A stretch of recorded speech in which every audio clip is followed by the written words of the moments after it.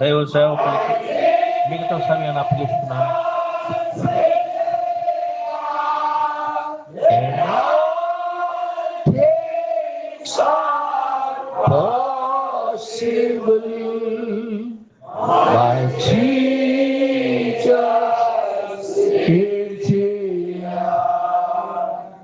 మన మధ్యలో పాస్టర్ గారు ప్రార్థన చేస్తారు వాక్యం నిమిత్తమై ఈరోజు నడిపింపు కోసం. Agar winba marida kitung rang lengang ganogo kitung len dong na sinta amna muda swim na masam bangsroyong tililewa wangon nam dong na magang kiribinap sele bangsroyong nanyang laywa begir sung aserdung lai raywa ong ayir janang den anap lu nagaswa ong ayir janang den ranap rap nagaswa bede jingban madam mal nai raywa raja mangling nam anap lu ndaku danang rabandaku mangling nam karanjit isra yarmengandaku kana samangnam ayir raywa raja kani bananda doong na abirna anyang binap sela ayir raywa raja yai lena ghabale nyang marendia wan tanang tine bunyang lagi racin ainal neng kaluba amna jangkar nambat luba dokana kalam dengan amat tungmagi mana paile aman asir rumbai nama doang abruku dekana sesentam raja yai lene khabal nama nyang le do nami itin tanyang binde titin ta aktur damna irai kana kudu nama tilen birenda wang batan malne kaluba alne ka dadia dan rawasayama garbinam dan kana sentam ablo mar Jesus Kristus nimle garbinai wang amen amen. నిలబడుచుండగానే మన Bible తెరిచి వాక్యమును చదువుకుందాం.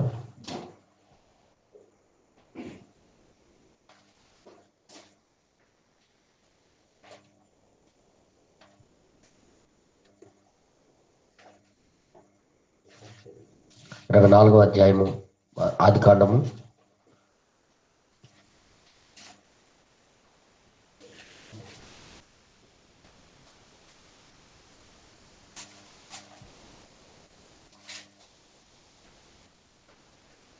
24వ అధ్యాయము ఆదికాండము 11వ వచనం నుండి 14వ వచనం వరకు. సాయంకాలం మందు స్త్రీలు నీళ్లు చేదుకొనవచ్చు వేళకు ఆ ఊరి బయటనున్న నీళ్ల బావి యొద్ద తన ఒంటెలను మోకరింపజేసి ఇట్లనెను, నా యజమానుడకు అబ్రహామును దేవుడు అయిన యెహోవా, నేను వచ్చిన కార్యమును త్వరలో సఫలము చేసి నా యజమానుడకు అబ్రహాము మీద అనుగ్రహం చూపుము, చిత్తగించుము. నేను ఈ నీళ్ల ఓట యొద్ద నిలుచుచూ ఉన్నాను. ఈ ఊరి వారి పిల్లలు నీళ్లు చేదుకొనుటకు వచ్చుచూ ఉన్నారు. కాబట్టి నేను త్రాగునట్లు నీవు దయచేసి నీ కడవను వంచమని నేను చెప్పగా, నీవు త్రాగుము, నీ ఒంటెలకు నీళ్లు పెట్టదనని ఏ చిన్నది చెప్పునో ఆమెయే నీ సేవకుడైన ఇస్సాకు కొరకు నీవు నియమించినదై ఉండునుగాక. అందువలన నీవు నా యజమాని మీద అనుగ్రహము చూపితమని తెలుసుకొందునెను. ఆమేన్. 26వ వచనం నుండి ఇంకా మరలా. ఆ మనుష్యుడు తన తల వంచి యెహోవాకు మొక్కి, అబ్రహామును నా యజమానుని దేవుడు అయిన యెహోవా స్తుతింపబడుగాక. ఆయన నా యజమానికి తన కృపను తన సత్యమును చూపుట మానలేదు. నేను త్రోవలో నుండగానే యెహోవా నా యజమానుని బంధువుల ఇంటికి నన్ను నడిపించనెను. అంతటా ఆ చిన్నది పరిగెత్తుకొని పోయి ఈ మాటలు తన తల్లి ఇంటి వారికి తెలిపెను.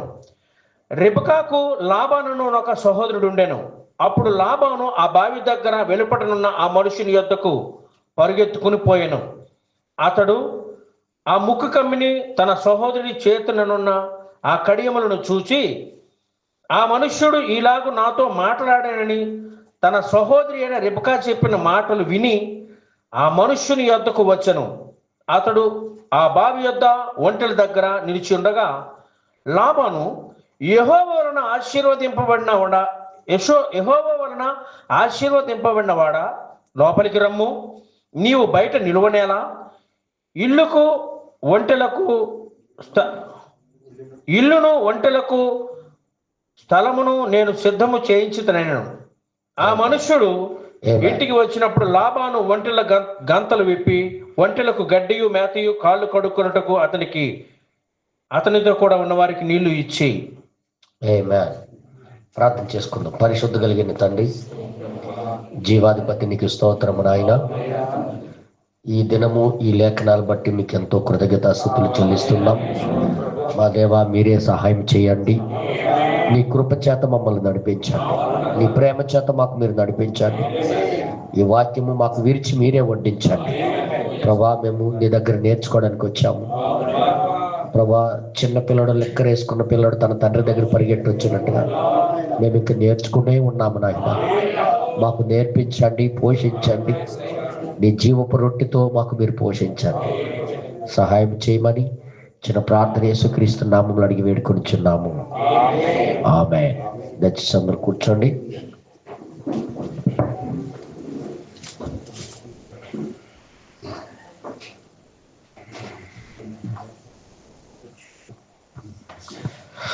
దేవుడి నామానికి మహిమ కలుగును గాక. ఎంతమంది దేవుడి దగ్గర నేర్చుకోవడానికి వచ్చారు, తెలుసుకోవడానికి వచ్చారు, దేవుడి దగ్గర వినడానికి వచ్చారు? నేను అడుగుతున్న ప్రశ్నలకి సమాధానం చెప్పాలి. కొంతమంది వినడానికి వచ్చారు, 4 చేతులు లెగిసాయి, వాళ్ళు వినడానికి వచ్చారంట, మిగతా వాళ్ళు వినడానికి రాలే. సో ఈరోజు కొద్దిగా మీకు బ్రదర్ గారు ఈ మాటల్ని చదివి ఒక వధువుని ఎంచుకునుట అనే మెసేజ్ని బోధించారు. ఒక వధువుని ఎంచుకునుట అనే మెసేజ్ను బోధించారు. ఈ మాటలే చదివి ఒక వధువును ఎంచుకునుట అనే వాక్యమును బోధించారు. ఇప్పుడు మనము బైబిల్ ద్వారా సత్యమును వినడానికి ఇక్కడికి వచ్చాం. ఏదో కాలక్షేపం చేయడానికి మనం రాలేదు. దేవుడి యొక్క మనసుని ఎరిగి దాని ప్రకారంగా చేయటానికి వచ్చాం. ఇప్పుడు కూడా ఈ విషయాల్లో మనము యథార్థంగా ఉండాలి. ఈ విషయంలో ప్రవక్త గారు కూడా ఎంతో యథార్థంగా బోధించాడు. మీ ముందు నేను చాలా యథార్థంగా ఉండదలుచుకుంటాను. ఎందుకంటే నా మాటలు బట్టి మీరు ఫాలో అవ్వాలనుకుంటున్నారు కాబట్టి దేవుడికి వ్యతిరేకం ఒకటి కూడా నేను మాట్లాడకూడదని నేను నిర్ణయించుకున్నాను. నేను ఆ విధంగానే జీవించాలని కోరుకుంటున్నాను అని తన జీవితము సమర్పించుకొని మనకి ఈ వర్తమానం ఇచ్చాడు ఆయన. ఈ వర్తమానం తేడానికి దేవుడు తన జీవితాన్ని ఇలాగ నిలిపాడు అనమాట. పిండిసాడు. పిండిన తర్వాత అసలైన పరీక్షకి నిలబడిన తర్వాత తన భార్యకు తీసుకుని రా అనే బాధ్యత ఆయనకు అప్పచెప్పాడు. ప్రపంచంలో ఎంతోమంది దైవజనులు ఉన్నారు, కానీ ఈయనకి అప్పచెప్పిన బాధ్యత చాలా పెద్ద బాధ్యత. ఎలాగైతే అబ్రహాము కుటుంబంలో ఎలియాజర్కి అప్పచెప్పాడు బాధ్యత, అలాంటి బాధ్యత ఈయన మీద పడింది. తన యజమానుడికి భార్య తేవడం అంటే మామూలు విషయం కూడా కాదు.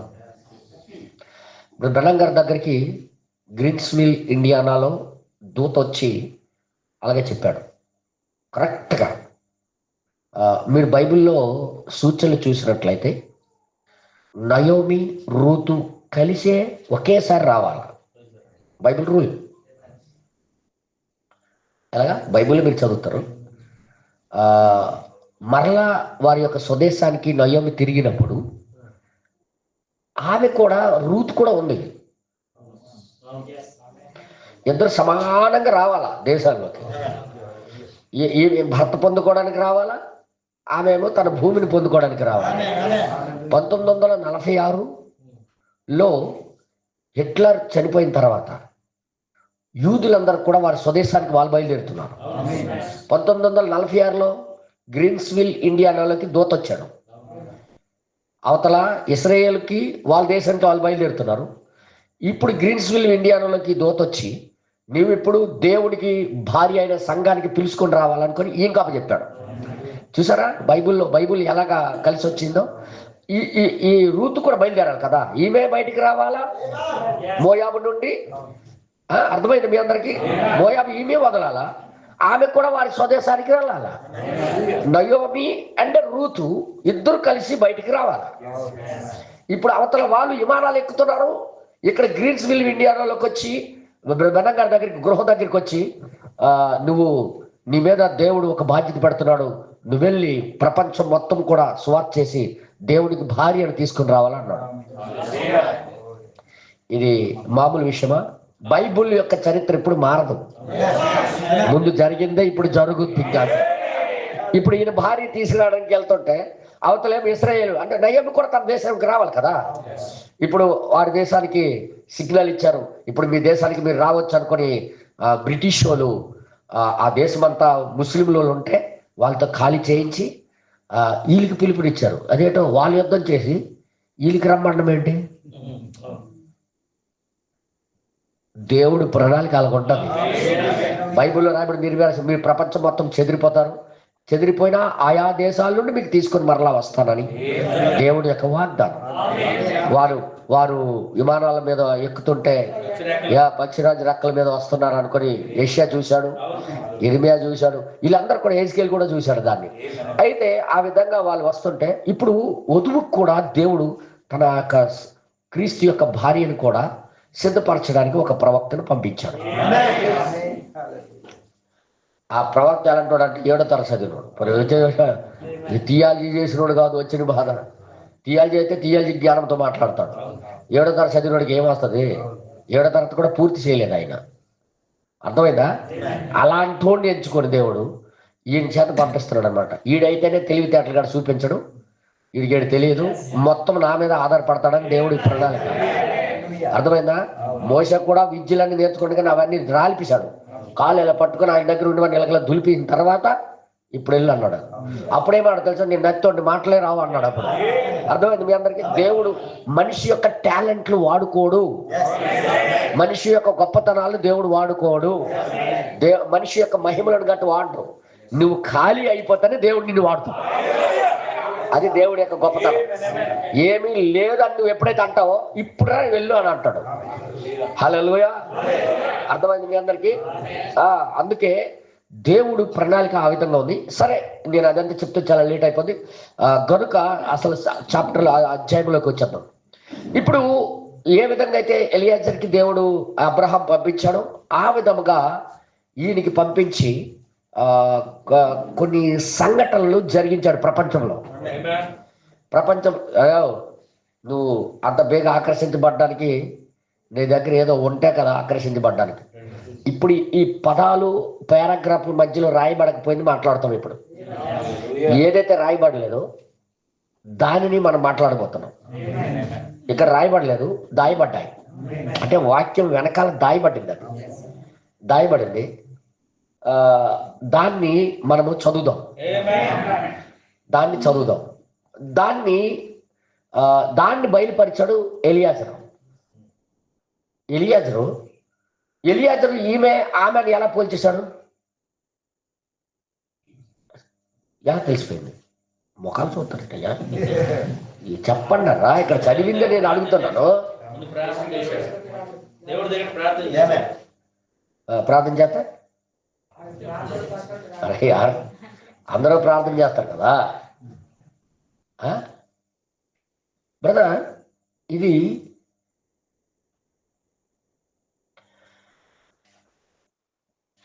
ఇప్పుడు దేవుడు భార్య ఈమె అని చెప్పడానికి, ఇస్సాకు భార్య ఈమె, యజమానుడి యొక్క భార్య ఈమెనే, ఇంకెవరో కాదని ఎలియాజరు గుర్తించడానికి ఒక సూచన ఆమెలో కనుగొన్నాడు. ఏం తెలుసా? నేను జాగ్రత్త వినండి. ఆయన ఆమెతో ఇంకా మాట్లాడలే.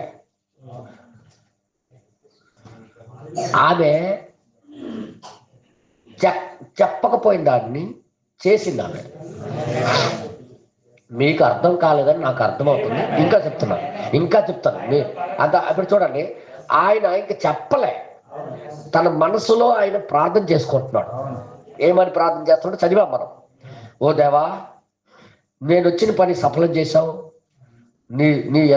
నా యజమానుడైన అబ్రహాంతో నువ్వు ఉన్నావని రుజువు చేశావు.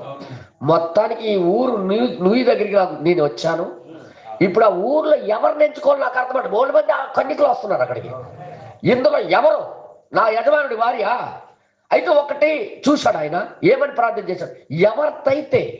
ఎవరైతే నా ఒంటెలకు నాకు నీళ్ళిస్తానని చెప్పాలి. ఇది బయటికి చెప్పింది కాదు, ఇది బయటికి చెప్పకపోయిన మాటని ఆమె చెయ్యాల. ఇప్పుడు చూడు, చెప్పకపోయిన దాన్ని ఆమె చేసి చూపించాల. నేను చెప్పను. ఆయన ఎవరికొన్నాడు? చెప్పినా ఎవడు చేయుడు. అన్ని నీళ్ళు ఎవడు పోసేస్తాడు? బయటోడు నాయన మాకేడు పనులు లేదేంటి అంటారు ఎవరైనా సరే. ఆయన చూడండి, ఆయన చెప్పలేదు. జాగ్రత్త వినండి. అందుకే ఈరోజు అందరూ సంఘస్థులు కాదు దేవుడి బిడ్డలకి. దేవుడికి అందరూ సంఘస్థులు కాదు, అందరూ దేవుడి యొక్క భార్య కాదు. ఎవరికైతే దేవుడు బైబిల్లో రాయబడకపోయిన దాన్ని కూడా జీవిస్తారు వాళ్ళు.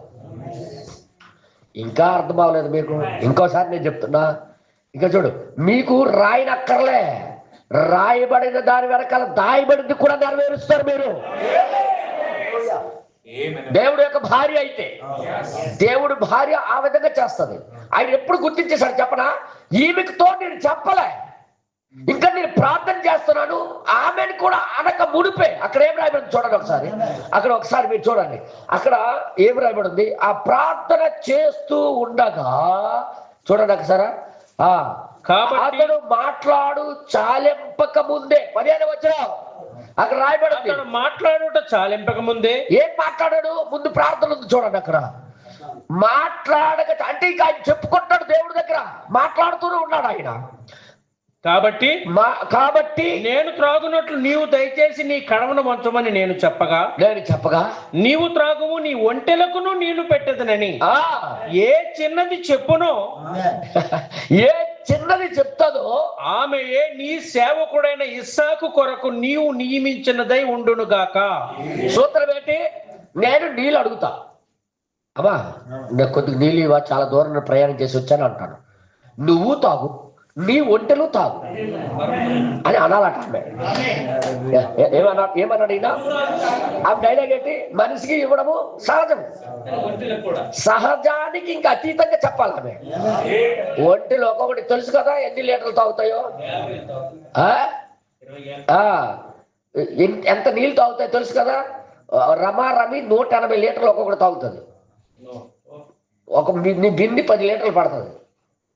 ఆ నూతిలోకి దిగి రావాలంటే 150 మెట్లు, 150 మెట్లు దిగాల, 150 మెట్లు ఇక్కడ ఒక బిందికి.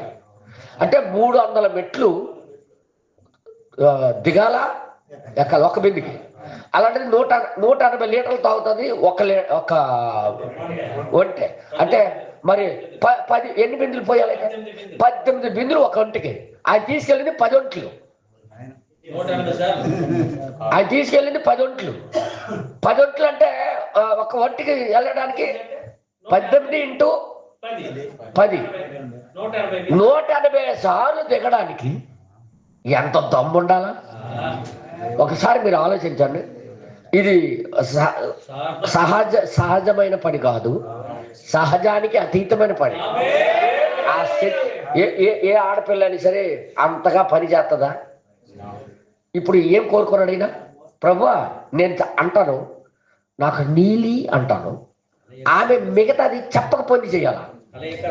ఇప్పుడు చూసారా, నేను చెప్పకపోయింది, బయట పెట్టకపోయింది, ఆమె చేసి చూపించాను. అదే కదా ఆమె నీ యజమానుడికి భార్య అని నువ్వు ఎంచుకొని పంపించావని అర్థమవుతుంది. ఒక సహజాతీతమైంది ఆమెలో జరగాలి. ఈ రోజు కూడా, ఈ కాలంలో కూడా దేవుడు అదే చూస్తున్నాడు. వాక్యములో రాయబడింది కాక ఇంకా దాయబడింది కూడా. రాసిన దాన్ని మరియు ఈ రెండు జరగాలి, ఈ రెండు జరగాలి. అప్పుడే వధువు, అప్పుడే దేవుడు ఎన్నుకున్నాడని అర్థం. ఎంతమందికి అర్థమైంది? రాసిన దానికే దిక్కు లేదు, ఇక రాయబడకపోయిన దానికి దిక్కు. బైబిల్లో రాసిన దానికే నెరవేరలేకపోతున్నారు జనాలు, రాయబడకపోయింది కూడా నెరవేర్చడం అంటే మామూలు విషయం కాదు. అది ఎన్నికల్లో ఉన్నవాడు మాత్రమే చేయగలుగుతాడు. దేవుడు నామానికి మహిమ కలుగును గాక. ఇప్పుడు ఈమె ఆమె అనుకొని నా యజమానుడు భార్యను ఎలా పండించారు చెప్పనా? ఇప్పుడు అర్థమైంది కదా. నేను నీలియమ్మ అడుగుతాను, ఆమె ఏమనాలట? మిగతా నువ్వును నీ ఒంటెలకు కూడా పోస్తానన్నాలట. అందువలన నీవు నీ యజమానుని మీద అనుగ్రహము చూపితవని నేను అదే ఎన్నికని, అదే అన్న రూలు ఈజీగా పట్టేశాడు అనమాట. ఏంటా సూత్రము? నేను ఇలాగంటాను, ఆమె అలాగన్నాల. ఇప్పుడు ఒంట్లకి పోయమ్మా అని అండవు. ఈయనేమంటాడంటే నాకు నీళ్ళు ఇయ్యమ్మా అంటాను. ఇప్పుడు ఆమె ఏమనాలట? నీవును నీ ఒంటెలకు పోస్తానన్నా. అంత తేలిగ్గా కాదు బైబిల్ అంటే. అందుకని చెప్తున్నా, ఈ రోజు కూడా రాయబడిన వాక్యానికే నడవకపోయిన క్రైస్తత్వం దాయబడిన వాక్యానికి ఎలా నెరవేరుస్తుందనియా? కానీ అదే ఎన్నిక లేదని రుజువు అనమాట. సరే, ఇక్కడ ఏమంటాడు చూద్దాం, ఒక్క నిమిషం. అతడు మాట్లాడు చాలింపక ముందే చూడండి, ఇంకా ఆగలేదు, ఇంకా దేవుడి దగ్గర మాట్లాడుతున్నాడు. ఇంకా అబ్రహాము సహోదరుడైన నాహోరు భార్య యొక్క మిల్కా కుమారుడైన బెతూయేలుకు పుట్టిన రిబ్కా కడవ భుజము మీద పెట్టుకొని వచ్చాను. ఇప్పుడు చూడండి విచిత్రం. ఇప్పుడు ఈయన పని ఇలాగ దొరుకుతుంది. ఇప్పుడు ఆయన దేవుడు మనిషి అని ఆమె ఎలా గుర్తిస్తుంది చూడండి. ఎవడు పడతాడు దేవుడు మనిషి కాదు, దేవుడు సేవకుడు కాదు. ఇప్పుడు వధువు కూడా ఎవరు దేవుడు మనిషి అని గుర్తించాలో సూత్రం చెప్తున్నాడు ఇక్కడ. Notice point. యువతలేమో ఈయన గుర్తించడానికి ఒక సూత్రం ఉంది, ఇప్పుడు ఆమెకు కూడా గుర్తించడానికి ఒక సూత్రం ఉంది. ఇక్కడే వధువు దాగి ఉంది. ఎవరు ఎత్తబడతారో ఇక్కడ చెప్పబడుతుంది. దయచేసి వినండి. ఇప్పుడు ఆమె ఏమన్నదన్నా, ఇప్పుడు ఆమె చాలించక మునిపే అతడు ఇంకా మాట్లాడడం చాలించలేదు. కడవ భుజం మీద పెట్టుకుని వచ్చాను. ఆ చిన్నది మిక్కిలి చక్కనిది. అబ్బో, ఆమె పెద్దదా కాదండో. పెద్ద మంది ఎప్పుడు ఉండదు, చిన్న మందే. ఇది చిన్న మందికి సాదృశ్యం. చిన్న మంది భయపడకూడదు అన్నాడు దేవుడు. అందుకే చిన్నది భుజం మీద కడవ పెట్టుకొని ఆమె కన్యక ఏ పురుషుడును ఆమెను కూడలేదు. అచ్చా, ఇది కూడా రాయాలేంటి? అది కూడా రాయాలా? ఏ సంస్థకి సంబంధం లేదా? ఏ సిద్ధాంతాలకి సంబంధం లేదా ఈమెకి? అచ్చా, దేంతో కనెక్షన్ లేదన్నమాట. ఈమె కన్యక ఆమె అవునా? నీళ్ళు పోసిన దానికి ఇన్ని వివరాలు రాయాలా అంటే ఇది వాళ్ళ కోసం కాదు, అది ఎక్కడికో హిట్ ఇస్తున్నాడు దేవుడు. అసలు నిజంగా రిబకా స్టోరీ రిబకాది కాదన్నా. ఈ చివరి దినాల దేవుడు తన భార్యగా ఎంచుకునే సంఘానికి సాదృశ్యం అన్నమాట. ఓకే నెక్స్ట్ తర్వాత ఆమె ఆ బావిలోనికి దిగిపోయి, దిగిపోయిందా? 150 మెట్లు దిగిపోయి కడవను నీళ్లతో నింపుకొని ఎక్కి రాగా ఆ సేవకుడు ఆమెను ఎదుర్కొన్నట్టుకు పరిగెత్తి నీ కడవలో నీళ్లు కొంచెము దయచేసి నన్ను తాగనిమ్మని అడిగాను. డైలాగ్ ఏం కొట్టాడు? నీ కడవలో నీళ్లు నాకు కొద్దిగా ఇయ్యమ్మా అన్నాడు. కొద్దిగా ఇమ్మన్నాడు. కొద్దిగా పోయమ్మా, తాగుతాను, దాహం వేస్తుంది అని అడిగాడు. అప్పుడు అందుకు ఆమె ఈ విషయం చెప్పలేదు. చూసారా, మా ఒంట్లు కూడా గొప్ప దాహంతో ఉన్నాయి, దానికి పోయమ్మా అనలేదు. డైలాగ్ ఏం కొట్టాడు? నీళ్ళు ఈయన గురుండి అడిగాడు. అయితే ఇప్పుడు ఏమన్నది ఆమె? అందుకు ఆమె అయ్యా త్రాగుము అని చెప్పి త్వరగా తన కడవను చేతి మీదకి దించుకొని అతనికి దాహమిచ్చాను. ఆయనకి దాహం ఇచ్చాడు. మరియు ఆమె అతనికి దాహమిచ్చిన తరువాత నీ ఒంటెలు త్రాగుమట్టుకు వాటికి నీ నీళ్లు చేదిపోయుదునని చెప్పాను. ఈ మాట ఎక్కడ చెప్పాడు? ఈ మాట ఎక్కడ తెలియజేశాడు? బ్రదర్, అదే కదా గ్యాప్ లో ఉన్నది. ఈ రోజు కూడా వధువు అని ఎలాగ రుజువు? వీళ్ళు ఎన్నుకోబడ్డారు, వీళ్ళు దేవుడు ఎన్నుకున్నాడు, దేవుడు వీళ్ళకి ఆకర్షించుకున్నాడు, దేవుడు వీళ్ళకి తీసుకెళ్ళిపోబోతున్నాడు, దేవుడికి భార్య కాబోతుందని రుజువు ఏంటి? సూత్రం ఇదే. రాయబడకపోయింది, చెప్పబడకపోయిన దాన్ని నెరవేరుస్తాను. అందుకే ఆ గ్రంథానికి లోపల వెలుపటను ముద్ర వేశాడు ఆయన. హలో, మీకు అంతమందికి అర్థమైంది? ఏ ఆడపిల్లని అంటారా? ఈ రోజు ఆడపిల్లలు ఎలా అంటారు తెలుసా? అమ్మా వాకలు తుడమ్మా అంటే వాకలే తుడుస్తారు. ఒక్క రూమ్ తుడమంటే ఆ ఒక్క రూమే తుడుస్తారు. వీళ్ళంతా తుడుస్తామంటారా? ఇంకేమంటారు? ఇదేం తుడలేదంటే నువ్వు చెప్పేవేటి అంటారు. కానీ ఆ అమ్మ ఏమంటుంది? ఆయనకి పోసి ఆయన మనసులో ఉన్న దానికి కూడా బయటికి చెప్పలే. బ్రదర్, దేవుడు చెప్పిన దానికే చేసే వాళ్ళు లేరు, కానీ చెప్పకపోయిన దానికి కూడా నెరవేర్చి జీవించే వాళ్ళు ఉన్నారా? అదేనన్నా ఎన్నుకోబడిన వారంటే అర్థం. అందరూ ఎన్నుకోబడ్డారంటే ఎలాగ అవుద్ది? ఇప్పుడు ఇక్కడ ఇవన్నీ ఎందుకు రాశాడంటే, ఇక్కడ ఎన్నిక బ్రహ్మణ గారు అన్నారు, ఒక వధువుని ఎంచుకోవడం అనేది ఈ విధంగా జరుగుద్ది అన్నాడు. ఎంతమందికి అర్థమైంది? దేవుడికి వధువు ఎంచుకోవడం అంటే ఎలాగ జరుగుద్ది? ఇదే. బ్రహ్మణ గారు ఇంకే అధ్యాయం తీయలే, ఈ అధ్యాయాన్ని తీసి దీంట్లో ఉన్న రహస్యము చూపించాడు. ఇప్పుడు ఏమంటుంది ఆమె? నీకే కాదు, నీ ఒంటెలకు కూడా తోడుకొని తెస్తా. ఇప్పుడు అర్థమైపోయింది. ఓరే నాయనా, అమ్మా తల్లి, నీవు ఎవరు కూతురు? అమ్మ ఎవరు కూతురు? అర్థమైపోయింది. నీకు సిగ్నల్ దొరికిపోయింది. ఇది మామూలు ఆడే మాట కాదు. ఇది దేవుడే ఆమెకి ప్రేరేపణిస్తున్నాడు, దేవుడు ఆమెకి తెలియజేస్తున్నాడు, దేవుడు ఆయనకి బయలుపరుచుకుంటున్నాడు. ఇది దేవుడి పని. ఈమె లోపలికి ప్రేరేపణ ఇచ్చేది దేవుడు. ఇదే నా యజమానుడు యొక్క భార్య. మీ నాన్నలు ఎక్కడ ఉంటారు? మీ ఊరు ఎక్కడ? మీ ఇల్లు ఎక్కడ అని అడుగుతాడు. ఇక్కడ వీడికి అడ్రస్ దొరికిపోయింది. ఇప్పుడు ఎంతమందికి అర్థమైంది? దొరికిపోయిన తర్వాత ఏం ప్రార్థన చేశారు తెలుసా? ప్రభువా, నాకు ఆయనకి అర్థమైపోయింది, నాకు ఇల్లు దొరికిపోయింది, అమ్మాయి దొరికిపోయింది, నా పని సుగుణం సరళం చేసావు, నా పని ఈజీగా చేసావు. ఇప్పుడు చూడండి, ఇప్పుడు ఏం చేస్తాను తెలుసా? ఈమె పరిగెట్టి వెళ్ళి ఇంటికి వెళ్ళి చెప్పింది. ఇక్కడ చూడండి, ఈయన వెనకాల వెళ్ళడానికి కూడా జంకకపోవడానికి, భయం లేకపోవడానికి కారణం ఏంటి తెలుసా? ఈమె లోపల ఒక ప్రక్రియ జరిగింది. నేను నిజం చెప్తున్నాను కదా, ఈ వాక్యము ఎంత అద్భుతంగా దేవుడు రాయించాడంటే అంత అద్భుతంగా రాయించాడు. ఇప్పుడు వాడు చెప్తున్నాడు, ఎన్నాళ్ళు ఒక బింది మోసిందాయి, ఎన్నాళ్ళు ఒక బిందితో నడుము నొప్పమ్మ, నేను వెళ్ళలేను, ముద్దులు చెల్లి తెలుసా వాళ్ళ అన్నయ్యకి. ఈమె గొప్ప సంతం. ఈమె లోపల కూడా ఒక ప్రక్రియ జరగడం చూసిందని. మా ఇంటికి మోస్తే 2 బిందులు 3 బిందులు మోస్తాను, కానీ ఇది నాకు తెలియకుండా టకటక దిగిపోయి టకటక ఎక్కిపోయి టకటక దిగిపోయి టకటక ఏంటి, నేను నా మట్టుకు నేను మైమరిచిపోయి నేను చేస్తానండి. ఏటో ఇది దేవుడు కార్యము కాని, ఇది నా కార్యము కాదు. బ్రదర్, ఆ విధంగానే నీ లోపల కూడా ఏదో మార్పు నీలో కనబడాలి. నీ దగ్గర జరగకపోయింది నీ దగ్గర జరిగి చూడాలా. ఎంతమందికి అర్థమవుతుంది? నువ్వు చేయలేకపోయింది నీ చేత చేయించేదే దేవుడి యొక్క శక్తి. ఎంతమందికి అర్థమవుతుంది? అదే దేవుడు నీలోకి వచ్చాడని సాదృశ్యం.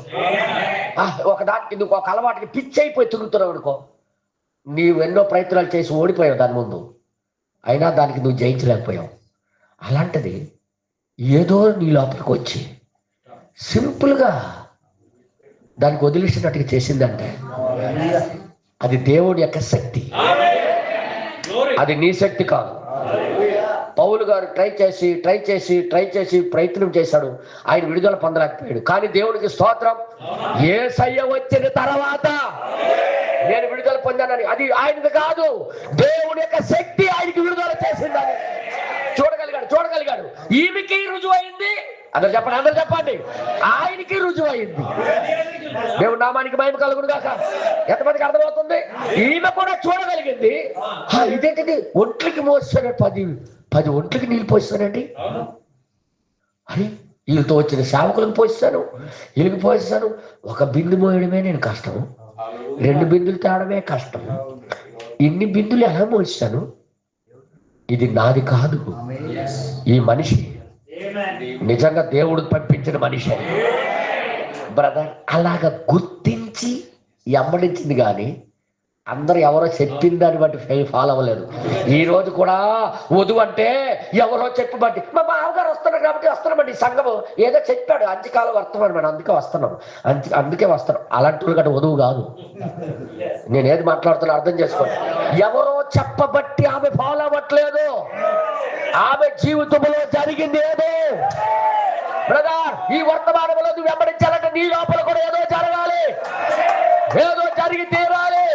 ఈ వాక్యంలో నువ్వు నడవాలంటే నీ లోపల కూడా ఏదో జరగడం నువ్వు చూడాలా. రెబెకా చూసింది. ఎలాగ నేను మాట ఇచ్చాను, ఇది నా వల్ల కాదే, ఇది సామాన్య విషయమా? అమ్మా ఒక 10 బిందులు బోరింగ్కి వెళ్ళి కొట్టి తీసుకురండి. నువ్వు ఇంతలో దిగిపోక్కర్లే, ఇలా కొట్టి 10 బిందులు పోయండి. వెంటనే వచ్చే ఈ కష్టాలు ఎప్పుడు పోతాయో. ముష్టి ఊరు ఇది, ముష్టి ఊరికే తిట్టేస్తాడు వెంటనే. బోర్ తీయమంటే తీయడు. మా అమ్మాయికి అడిగి చేదగల బోర్ తీయించాల అంటారే కానీ ఆమె ఎలాగ దిగింది, ఎలాగ తెచ్చింది, ఎలా పోసింది ఆయన ఆశ్చర్యపోయి, ప్రభువా ఈయన ఇటు నుండి చూస్తుండే ఆమె వైపు ఎలా చూస్తాడు కదా, ప్రభువా ఈ కార్యక్రమం అంతా నీది కానీ నాది కాదయ్యా.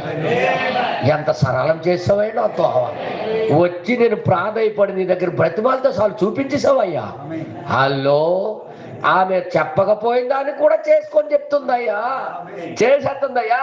ఇక్కడ రాయబడకపోయేది కూడా జీవించి చూపించేస్తుందయ్యా. బ్రదర్, వధువు అంటే ఎవరికి అంటారో చూడండి. ఇప్పుడు అందరూ వధువే, అందరూ ఎత్తబడిపోతారా ఏంటి అంత తేలిక? ఇది చెప్పకపోయినా చేసింది చూసారా, చెప్పబడకపోయిన దాన్ని కూడా నెరవేర్చింది. అందుకే ఈ గ్యాప్ల్లో మనం చదువుతున్నాం ఇప్పుడు మనం. హల్లెలూయా, అర్థమవుతుంది మీ అందరికి? హల్లెలూయా. ఆమె కూడా ఏం గుర్తించేసింది, ఇది నాకు శక్తికి మించిన కార్యం నేను ఎలా చేస్తాను, ఇది నా వల్ల కాదే, నా సంగతి నాకు తెలుసు. నేను 8 గంటలకే లేగను,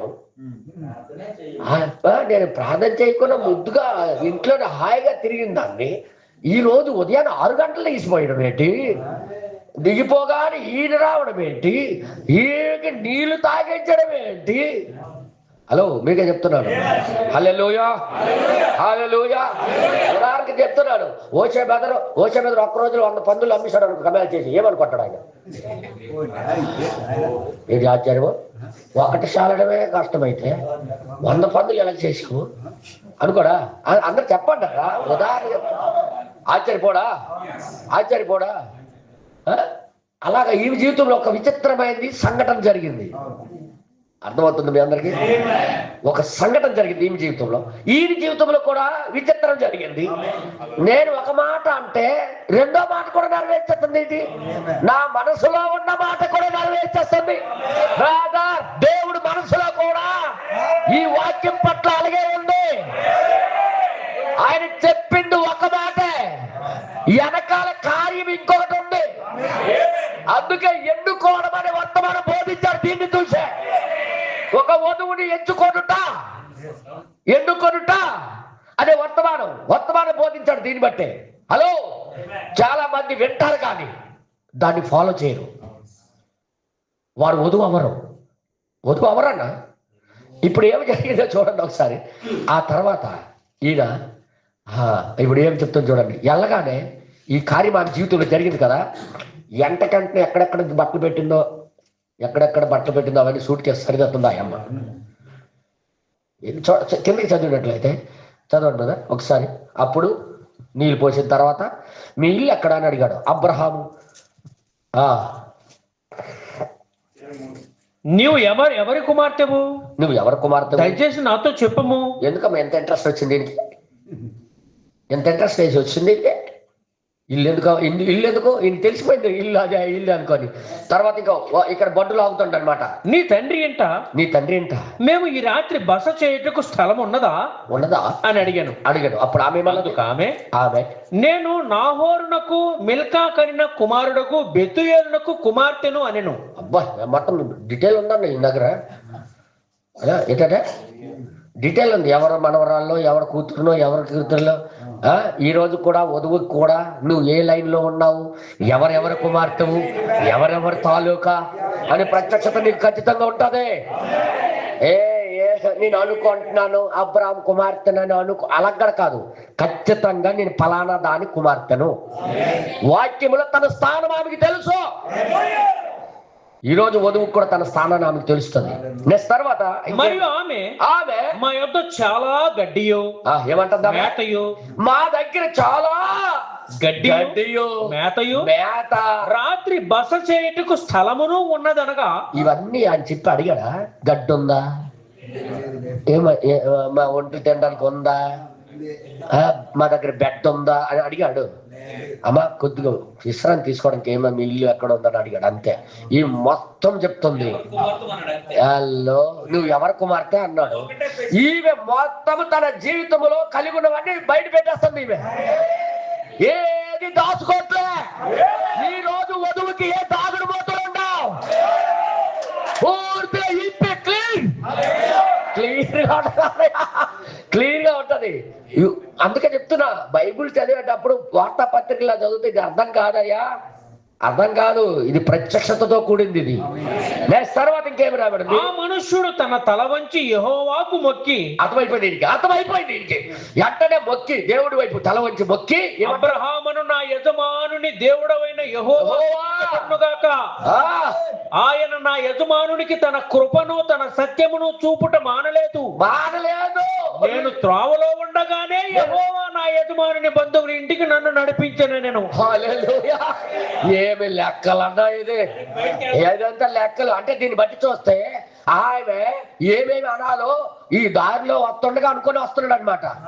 ఏ అమ్మాయి అయితే కనబడుతుందో ఆ అమ్మాయి మా ఎదురుగా వచ్చి మా ఒంటలకి నాకు నీళ్ళిచ్చి మా ఇంటి దగ్గర ఇవి ఉన్నాయి, మా ఇంట్లోకి రండి అని పిలాలా అనుకుని వస్తున్నాడు అనమాట. తన హృదయంలో ఉన్నవన్నీ ఈ అమ్మాయి దడ చెప్తుంటే అదే ఇది ఇదే అది గమనించాడు. వినండి దయచేసి వినండి. అందుకే సంగమా, ఒళ్ళు దగ్గర పెట్టి మనం క్లియర్ అయిపోవడం చాలా మంచిది. మన జీవితాలు క్లియర్ అయిపోవడం మంచిది. మనం క్లియర్ అయిపోయి దేవుడి దగ్గర అన్ని ఒప్పుకొని ఒక నిజమైన సేవకుడికి, దేవుడు పంపించిన సేవకుడికి ఎలాగ వెంబడించాలో సూత్రం ఎక్కడ ఉంది? సూత్రం ఎక్కడుంది? ఏంటా సూత్రము? ఈయన లోపల ఏదో శక్తి ఉంది, దేవుడు ఉన్నాడని ఆమె చూడగలిగింది. లేకపోతే ఎంత శక్తి నాకెక్కడది? ఇదంతా నాకు మార్చగలిగి నా బద్ధకాన్ని తీసి నా అలసటను తీసి ఏది తెలియకుండా నాకు నడిపిస్తున్నాడంటే ఈయన మామూలు వాడు కాదు. ఈయన దేవుడు పంపించిన మనిషి. అదే ఈ వర్తమానం చేసిన పని. ఈయన బోధించిన వర్తమానము అదే చేసింది. ఇప్పుడు దేవుడి నామానికి భయం కలుగును కాదు. ఓకే ఓకే ఓకే నేను అసలు చాప్టర్లోకి వస్తున్నా. ఎన్నుకోవడం అనేది ఒక ప్రణాళికతో దాగి ఉంది. సంఘము నేను పరలోకానికి వెళ్ళిపోతానని నువ్వంట పనిచేయను. ఇప్పుడు ఈ వర్తమానం పట్ల నువ్వు ప్రవర్తించిన రీతి పద్ధతే నువ్వు వధువా కాదని చెప్పొచ్చు. ఇంకొక మాట లేదు, నువ్వు సంఘానికి వచ్చినంత మాత్రం నువ్వు ఎత్తబడిపోతావు అని నేను అన్నాను. ఇప్పుడు ఈ వర్తమానం నీకేం చేసిందో చెప్పు. Direct clear. ఆమె విన్నది దానికి తగ్గట్టుగా ప్రవర్తించింది. నేను ఏది మాట్లాడుతున్నాను? రెబెకా విన్నది దానికి తగ్గట్టుగా క్రియారూపంలోకి దిగింది. అమ్మా కాకి అంటారా? నా కాకుల్లారా అలాగంటేనే బుద్ధి వస్తుందని నేను అంటున్నాను. మీ యాయి నా యాయి నా కాకుల్లారా కాకే కాక, మీరు కాకలో వీళ్ళు కాకులు. దయచేసి వినండి, వినండి, జాగ్రత్తగా వినండి. ఇప్పుడు రెబకా చేసి అలాగేనండి, ఇంకా కొద్ది తాగే, మొఖం కడుక్కో, కాళ్ళు చేతులు కడుక్కో అని పోసేసి వెళ్ళిపోయిందా? విన్న మాటకి క్రియారూపంలోకి తీసుకుని వచ్చింది, తన జీవితం ద్వారా చూపించిందా? ఇప్పుడు ఎవరిని ఎంచుకున్నాడని అంటాడు దేవుడు? చెప్పండి. కూడా క్రియారూపంలోకి రాకుండా, వాక్యం విన్నది దాంట్లో క్రియారూపముగా నువ్వు చేయకుండా నువ్వు ఎలా అయ్యావు? ఎన్నుకోబడ్డావు. ఎన్నుకోవడం అంటే ఏంటో ఇక్కడ చూపించాడు దేవుడు. దేవుడు ఎన్నుకున్న వారు ఇలాగ చేస్తారని ఒక సూచన పెట్టేశాడు. ఇక్కడ ఒక పద్ధతి పెట్టేశాడు, ఒక రూల్ పెట్టేశాడు, ఒక కొలబద్ద పెట్టేశాడు. ఎన్నుకోబడ్డారు అంటే ఇలాగ చేస్తారు అని ఒక కొలమానం పెట్టేశాడు. ఇప్పుడు దాంతో కొలుసుకోవాలి కదా.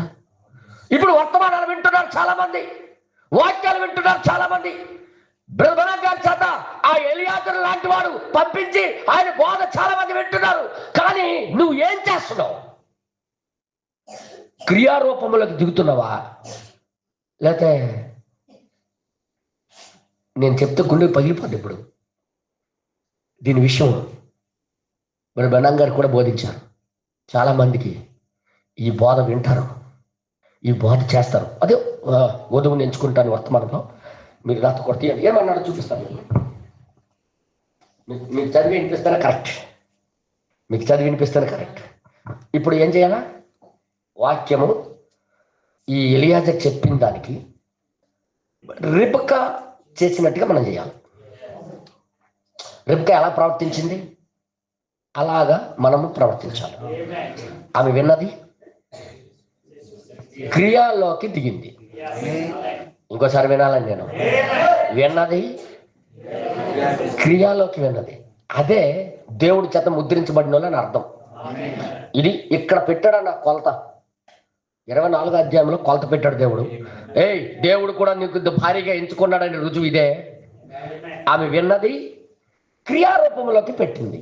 దయచేసి నాతో కూడా మీరు ఆ యొక్క వర్తమానం తీశారా? 65లో బోధించాడు.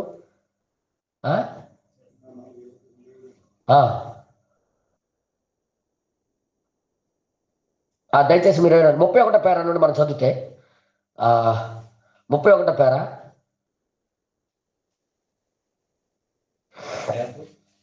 నాయన ఎంత మెసేజ్ 65:4-29 ఈవినింగ్ బోధించాడు. జీవితం యొక్క మార్గమే ఒక కోరుకొను అవకాశముపై ఉన్నది. ఎస్, జీవితమైన మార్గము అంటే నువ్వు నిత్య జీవంలోకి వెళ్ళాలా లేకపోతే కాదా అనేది కోరుకునే మార్గం మీద, నీవు ఎన్నుకునే మార్గం మీద ఆధారపడి ఉంది. చదవండి. మన ఇష్టమైన మార్గమును అవలంబించుట మన హక్కుగా ఉన్నది. మన హక్కు అది. నువ్వు ఎంచుకుంటావో చేస్తావో లేదనేది ఆమె ఇష్టం. ఇప్పుడు నీళ్ళు పోస్తుందో లేదో అని తన ఇష్టం, కార్యంలో దిగుతుందో లేదో అనేది తన ఇష్టం. అలాగే ఇక్కడ ఏమంటాడు చూడండి, మనము జీవించుటకు గల కోరిక అది మన సొంత ఎంపికపై ఉన్నది. అబ్బా, మన ఎంపిక మీద ఆధారపడి ఉంటుంది. అంటే మనకి బోధించబడుతుంది, ఎలియాజర్ లాగా చెప్పబడుతుంది. కానీ ఎన్నిక చేసుకోవడం అనేది మన ఇష్టంలో వదిలేశాడు దేవుడు. అది పోస్తుందా లేదా అనేది తన ఇష్టం మీద వదిలేశాడు. ఆమె పని చేస్తుందా లేదనేది తన ఇష్టం. ఇప్పుడు పని చేస్తే తన భార్య, నా యజమానుడి భార్య అంటాడు. పని చేయకపోతే కాదని వెళ్ళిపోతాడు ఆయన. తర్వాత ఇక్కడ ఏమంటాడు చూడండి, చదవడము కూడా నీ ఇష్టం పైనే ఉన్నది. నాయన చదువు కూడా నీ మీద, చదవాలా లేదా ఊరి మీద తిరగాలనేది నీ ఇష్టం మీద ఉంది. చదవడం చేయటమా, తర్వాత చదవడం చేయడమా, చదవపోవడం మానేయడమా అనేది మనమే ఎంచుకుంటాం. మనము దేనిని కలిగి ఉన్నామో దానిని మనము మన ఇష్టానుసారముగా ఎంచుకున్నదై ఉన్నది. ఇవేమి ఎంచుకొని తెలుసా? ఈ రోజు ఈ మనిషికి చెప్పిన దానికన్నా నేను ఎక్కువ చేస్తాను. ఆమె ఎంచుకోయింది గుర్తుపెట్టుకోండి. తర్వాత ఇంక రాయబడింది, మంచి చెడ్డలు కూడా మనము ఎంచుకున్నవై ఉన్నవి. మంచి చెట్లు కూడా మనం ఎంచుకోవాల్సింది. ప్రతి మనుష్యుడు లేక ప్రతి స్త్రీ, బాలుడు గాని లేక బాలిక గాని వారు మంచిగా జీవించడానికి ప్రయత్నించుటయా, మంచిగా బ్రతకడానికి ప్రయత్నించడమా, లేదా చెడుగా జీవించడానికి ప్రయత్నించడం అనేది వారి ఇష్టానుసారమై ఉన్నది. ఇలాగ ఎంచుకోవడం బట్టే నువ్వు భార్యవా కాదని చెప్పొచ్చు. ఇప్పుడు ఎంచుకోవడమే గొప్ప విషయము. ఈ ఎంచుకోవడమే గొప్ప విషయం. ఇక్కడ గొప్పగా ఎంచాడైతే ఇప్పుడు ఎలియాజరు గొప్పగా ఎంచాడు. ఏమని మొక్కలు చూస్తాడు, ఎలియాజరు గొప్పగా ఎంచాడైతే ఆమె ఎన్నికని బట్టే, ఆమె చేసిన పని బట్టే, ఆమె ఎన్నికని బట్టే ఈమె దేవుడు భార్యానికి ఎంచేశాడు. ఈ రోజు కూడా సంఘానికి అదే విధంగా ఎంచుకుంటున్నాడు దేవుడు. ఎవరు పడితే సంఘానికి వచ్చినాడు అందరూ దేవుడు భార్య అవరు. ఇప్పుడు ఒక ఎన్నిక జరగాలి నీ లోపల. నెక్స్ట్ తర్వాత ఇంక రాయబడింది, సంఘమా మీ నిత్య గమ్య స్థానము ఒక ఎంపిక అయి ఉన్నది. హల్లెలూయా. ఈ రాత్రి తర్వాత ఈ రాత్రి ఈ ఆరాధన ముగింపునకు ముందు మీ నిత్య గమ్యస్థానము ఎక్కడ గడప ఉద్దేశించుచున్నారో తీర్మానము చేసుకోవడానికి మీలో కొందరికి ఈ రాత్రి ఈ సంఘములో ఈ తరుణము కలిగే ఉండొచ్చు. అర్థమవుతుందా? ప్రతి ఒక్కరికి అలాగే పెట్టాడనమాట. ఆయన మాట్లాడింది ఒకటి, దాని వెనకాల ఫాలో అవ్వాల్సిన తీర్మానం నువ్వు అవుతావా? ఆయన బలవంతంగా అయితే లాగడం. రామ్మ నువ్వు అందంగా ఉన్నావు, బుజ్జిగొన్నావు, మా యజమానుడికి నువ్వైతే ఇష్టము అనుకుని ఎత్తుకుని వెళ్ళి ఒంటి మీద కానీ కూర్చోబెట్టి లేదు ఆయన. ఆమె స్వయంగా ఒంటెక్కల. అర్థమైంది మీ అందరికీ? ఆమెయే ఎన్నుకోవాలా, ఆమె వెళ్ళాలా లేదనేది నిర్ణయం తీసుకోవాల్సింది ఆమెయే. హల్లెలూయా. ఈ రోజు కూడా వాక్యానికి ఫాలో అవ్వడమో లేదనేది నువ్వు ఎన్నుకోవాలి. నీకెవరు బలవంతం చేయరు. నువ్వు జీవించాలా లేదనేది తీర్మానం చేసుకోవాల్సింది. 38వ పేరాలో ఏమన్నాడు తెలుసా? 38వ పేరాలో 38 చదివితే అక్కడ ఏం రాయబడింది చూడండి ఒకసారి.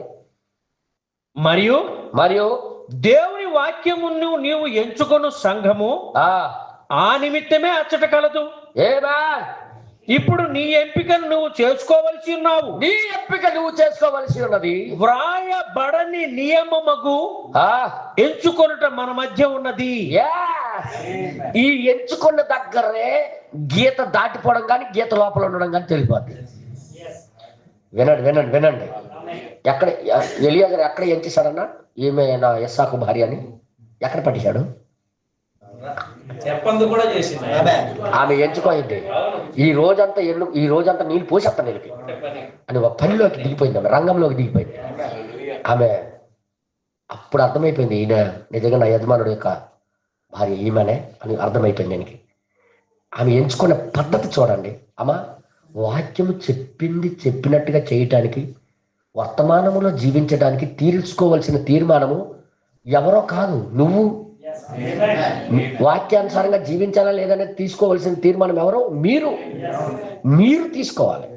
ఇంకా తర్వాత ఇంకేమంటాడంటే మరియు దేవుని వాక్యము నీవు ఎంచుకునే సంఘము ఆ నిమిత్తమే అచ్చట కలదు. అందుకే అక్కడ దేవుడు పెట్టాడు. ఇప్పుడు నీ ఎంపికను వ్యక్తిగతంగా నువ్వే చేసుకోవాలి. ఎవరో తీసుకోలేరు. ఇప్పుడు రెబెకా అన్నదమ్ములు తీసుకోలేరు, రెబెకా తల్లిదండ్రులు తీసుకోలేరు. రెబెకానే తీసుకోవాలి. అందుకే అన్నారు, మేము అడుగుతాం, ఆమెకి చిన్నదాన్ని పిలిచి అడుగుతాం వెళ్తాదా లేదని అడిగారు. ఎన్నిక ఎవరు చేసుకోవాలి? ఆమె ఇప్పుడు ఏదైతే చూసిందో ఆయనలో దైవత్వాన్ని, దాన్ని బట్టి నిర్ణయం తీసుకోవాల్సింది ఆమె. అర్థమైంది మీ అందరికి? తర్వాత ఇంకా రాయబడింది, వ్రాయబడని నియమము ఎంచుకొనుట. అంటున్నాడు? వ్రాయబడని నియమము, రాయబడకపోయిన నియమాన్ని ఎంచుకొనుట కూడా మన మధ్య ఇప్పుడు ఉన్నది. ఎంతమంది చప్పట్లు కొడతారు ఇప్పుడు? రాయబడకపోయిన నియమము మన మధ్యలో ఉంది ఇప్పుడు. అరే వా, రాసిన దానికే దిక్కు లేదంటే, రాసిన దానికే నెరవేర్చలేకపోయిన బ్రతుకులు రాయబడకపోయిన దాన్ని కూడా ఎంచుకోవడం. అరే నాయన. ఇంకా తర్వాత కిందకి రాయబడింది, చదవండి. ఒక సమయమున కర్వేలు పర్వతం మీద ఏలియా ఒక నియమము ఎంచాడు. ఎవరు దయ్యాన్ని మొక్కుతారా దేవుడు మొక్కుతారా అనుకొని ఎన్నిక చేసుకునే అవకాశం వాళ్ళకి ఇచ్చాడు. ఇచ్చాడా లేదా? 42వ పేర కింద చదివితే, ఇంకా కింద చదువు చూడండి. 42వ పేరాలో ఆయన జ్ఞాపకం చేసుకోండి, జూబిలీ సంవత్సరము వచ్చినప్పుడు యాజకుడు తన శృంగనాదము ప్రతి బానిస స్వతంత్రుడై వెళ్ళిపోవాలని వినిపించుతుండగా 41 చదవండి బ్రదర్, సారీ 41 చదవండి. 41 ఆఖరి గడియ వరకు కనిపెట్టుట అనున్నది ఒక ప్రమాదకరమైన విషయము. చూడొచ్చు, ఈ సంవత్సరం అయిపోతే వచ్చే సంవత్సరం కొద్ది చూస్తాను. ఆమె కూడా అలాగ అనలేదు. కొద్దిగా ఆగండి, ఒక 5 రోజులు నాకు టైం ఇస్తే నేను రావాలా లేదని చెప్తాను అని అనలేదు. అమ్మా ఇతడితో వెళ్తావా లేదని అడిగారు. ఒక్క నిమిషం లేట్ చేయకుండా వెళ్ళదను. లేట్ చేసిన ప్రమాదమే. ఈ వర్తమానం దగ్గర నువ్వు కూడా వాయిదాలు వేసిన ప్రమాదమే. ఈ వాక్యము దగ్గర నువ్వు కూడా వాయిదాలు వేసుకుంటూ వెళ్తే ప్రమాదమే. ఇది మాట్లాడుతున్నప్పుడే, నీ హృదయానికి తాకుతున్నప్పుడే, నీ హృదయంతో మాట్లాడుతున్నప్పుడే నువ్వు నిర్ణయం తీసుకోవాలి. బ్రతుకుతే దీనిలాగే బ్రతకాల, ఇది చెప్పినట్టుగా నేను చెయ్యాలని నువ్వు నిర్ణయం తీసుకోవాల్సిందే. వాయిదాలు వేస్తే ప్రమాదం. అక్కడ ఏమంటారు చూడండి, 41 ఆఖరి గడియ వరకు కనిపెట్టడం అటువంటిది ఒక ప్రమాదకరమైన విషయం కూడాను. అది గొప్ప ప్రమాదకరమైన విషయమును. ఏలయనగా నీకు వినబడిన దాన్ని నువ్వు విడిచిపెట్టి, ఇనిపడిన దాన్ని విడిచిపెట్టి రాకుండానట్లుగా ఏదైనా నువ్వు ఒక దాన్ని తీసుకోవచ్చును. ఒక మాట చెప్తాను. ఇప్పుడు నేను కొద్దిగా డ్రామాలకు దిగుతాను మీకు అర్థమయ్యేటట్టుగా. నీకు పెళ్లి కాలేదు, ఒక అమ్మాయిని తీసుకొని వచ్చి, ఒరే బాబు నీకు ఇష్టపడ్డదా లేదని నువ్వు ముందు పెట్టారనుకో. నువ్వు చూసావు, ఆమెకి చూసిన తర్వాత పళ్ళకు ఉండిపోయావు. దాని అర్థం ఏంటి తెలుసా? నువ్వు ఆల్రెడీ ఇంకేదో ఎంచుకొని ఉన్నావు నువ్వు. అందుకే నేను నిర్ణయం చెప్పలేకపోతున్నావు. ఏదో నేను మాట్లాడుతున్నా అర్థం చేస్తా. నువ్వు అనుకున్నా అవునరా బుకిడి పిట్టలాగా ఉంటున్నావు ఏంట్రా అని అంటారు అప్పుడు పెద్దలు. నువ్వు అవును కానీ కాదు కానీ చెప్పాలి. కానీ చూసావు, మాకైతే ఆ పిల్ల చక్కగా ఉందన్నట్టు కనబడుతుంది, నువ్వు ఏంటంటావురా అని అడుగుతుంటే చెప్తానులే తర్వాత అంటున్నావు అంటే అర్థం ఏంటి? తర్వాత అనే మాట ఎప్పుడు వచ్చిందో అది ప్రమాదమే. నేను ఏది మాట్లాడుతున్నాను? నువ్వు ఆల్రెడీ ఎవరికో చూసుకొని ఎంచుకొని ఉన్నావు. నువ్వు ఏదో నేను మాట్లాడుతున్నాను, ఎవరినో చూసుకొని ఆల్రెడీ నీ మనసులో ఎంచుకొని ఉన్నావు. ఇప్పుడు ఈ అమ్మ ముందు పెడితే నువ్వు దానికి మౌనంగా ఉండిపోతున్నావు, ఎన్నుకోలేకపోతున్నావు. దాని అర్థం ఏంటి తెలుసా? నువ్వు ఇంకొక దాన్ని ఎంచుకున్నావని అర్థం. దేవుడు కూడా మీకు తెలుసా, అందుకే ఒక సూత్రం మీద సూత్రం పెట్టాడు. నువ్వు ఎవరిని ఎంచుకుంటున్నావు, ఎలాంటి దాన్ని ఎంచుకుంటున్నావో అదే నీ మనసులో ఉన్నదని అర్థం. నీ భార్య జీన్స్ ప్యాంట్లు వేసి టీ షర్ట్లు వేసుకొని ఉన్నదానికి నువ్వు ఇష్టపడుతున్నావు అనుకో, పెళ్లి చేసుకోవాలనుకుంటున్నావు, అర్థం ఏంటి? నీ బుద్ధి అది, నీ గుణ లక్షణమే నువ్వు ఎన్నుకునే దాన్ని బట్టి చూపిస్తుంది. చెప్పండారా? అర్థం. ఒక పుర్రె బొమ్మ వేసుకొని టీ షర్ట్ వేసుకొని తిరుగుతున్నట్టు అర్థం ఏంటి? ఆడికి ఎంత బాగా అనిపించింది ఆ పుర్రె బొమ్మ అంటే అర్థం ఏంటి? ఈడు దయ్యమై ఉన్నాడు కాబట్టి, ఈడు లోపల దయ్యాలు ఉన్నాయి కాబట్టి దానికి ఇష్టపడుతున్నాడు. సిరిగిపోయిన ప్యాంట్లు వేసుకుంటున్నాడు, ఏకంగా సిరిగిపోయిన ప్యాంట్లు వేసుకుంటున్నాడు అంటే దీని లోపల ఏంటుందో తెలుసా? లోపల ఆ రోజు జెరూసలేం దేశంలో ఉన్న దయ్యం పట్టినోడు ఆత్మ ఇల్లు ఉంది అంటే నువ్వు ఎన్నిక చేసుకున్న దాన్ని బట్టి నీ లోపల క్వాలిటీ ఏంటో చెప్పవచ్చు. నేను ఏది మాట్లాడుతానో అర్థం చేసుకోండి మీరే. అర్థమైంది మీ అందరికి? అంటే మన దేవుడి యొక్క క్వాలిటీ ఎలా తెలుస్తుంది చెప్పండి మీరు? మన దేవుడి యొక్క క్వాలిటీ ఎలా చెప్తుంది? ఆయన ఎలాంటి దాన్ని ఎంచుకుంటాడో టేస్ట్ చూపిస్తాడు ఆయన. ఆమె కన్యకై ఉండాలా, ఏ సిద్ధాంతానికి సంబంధం ఉండకూడదు, ఏ సంస్థతో కలిసి ఉండకూడదు, ఏ పురుషుడితో చేరకూడదు, ఒంటరిగా కన్యకగా బ్రతకాలి, ఆమె పవిత్రురాలుగా బ్రతకాలి.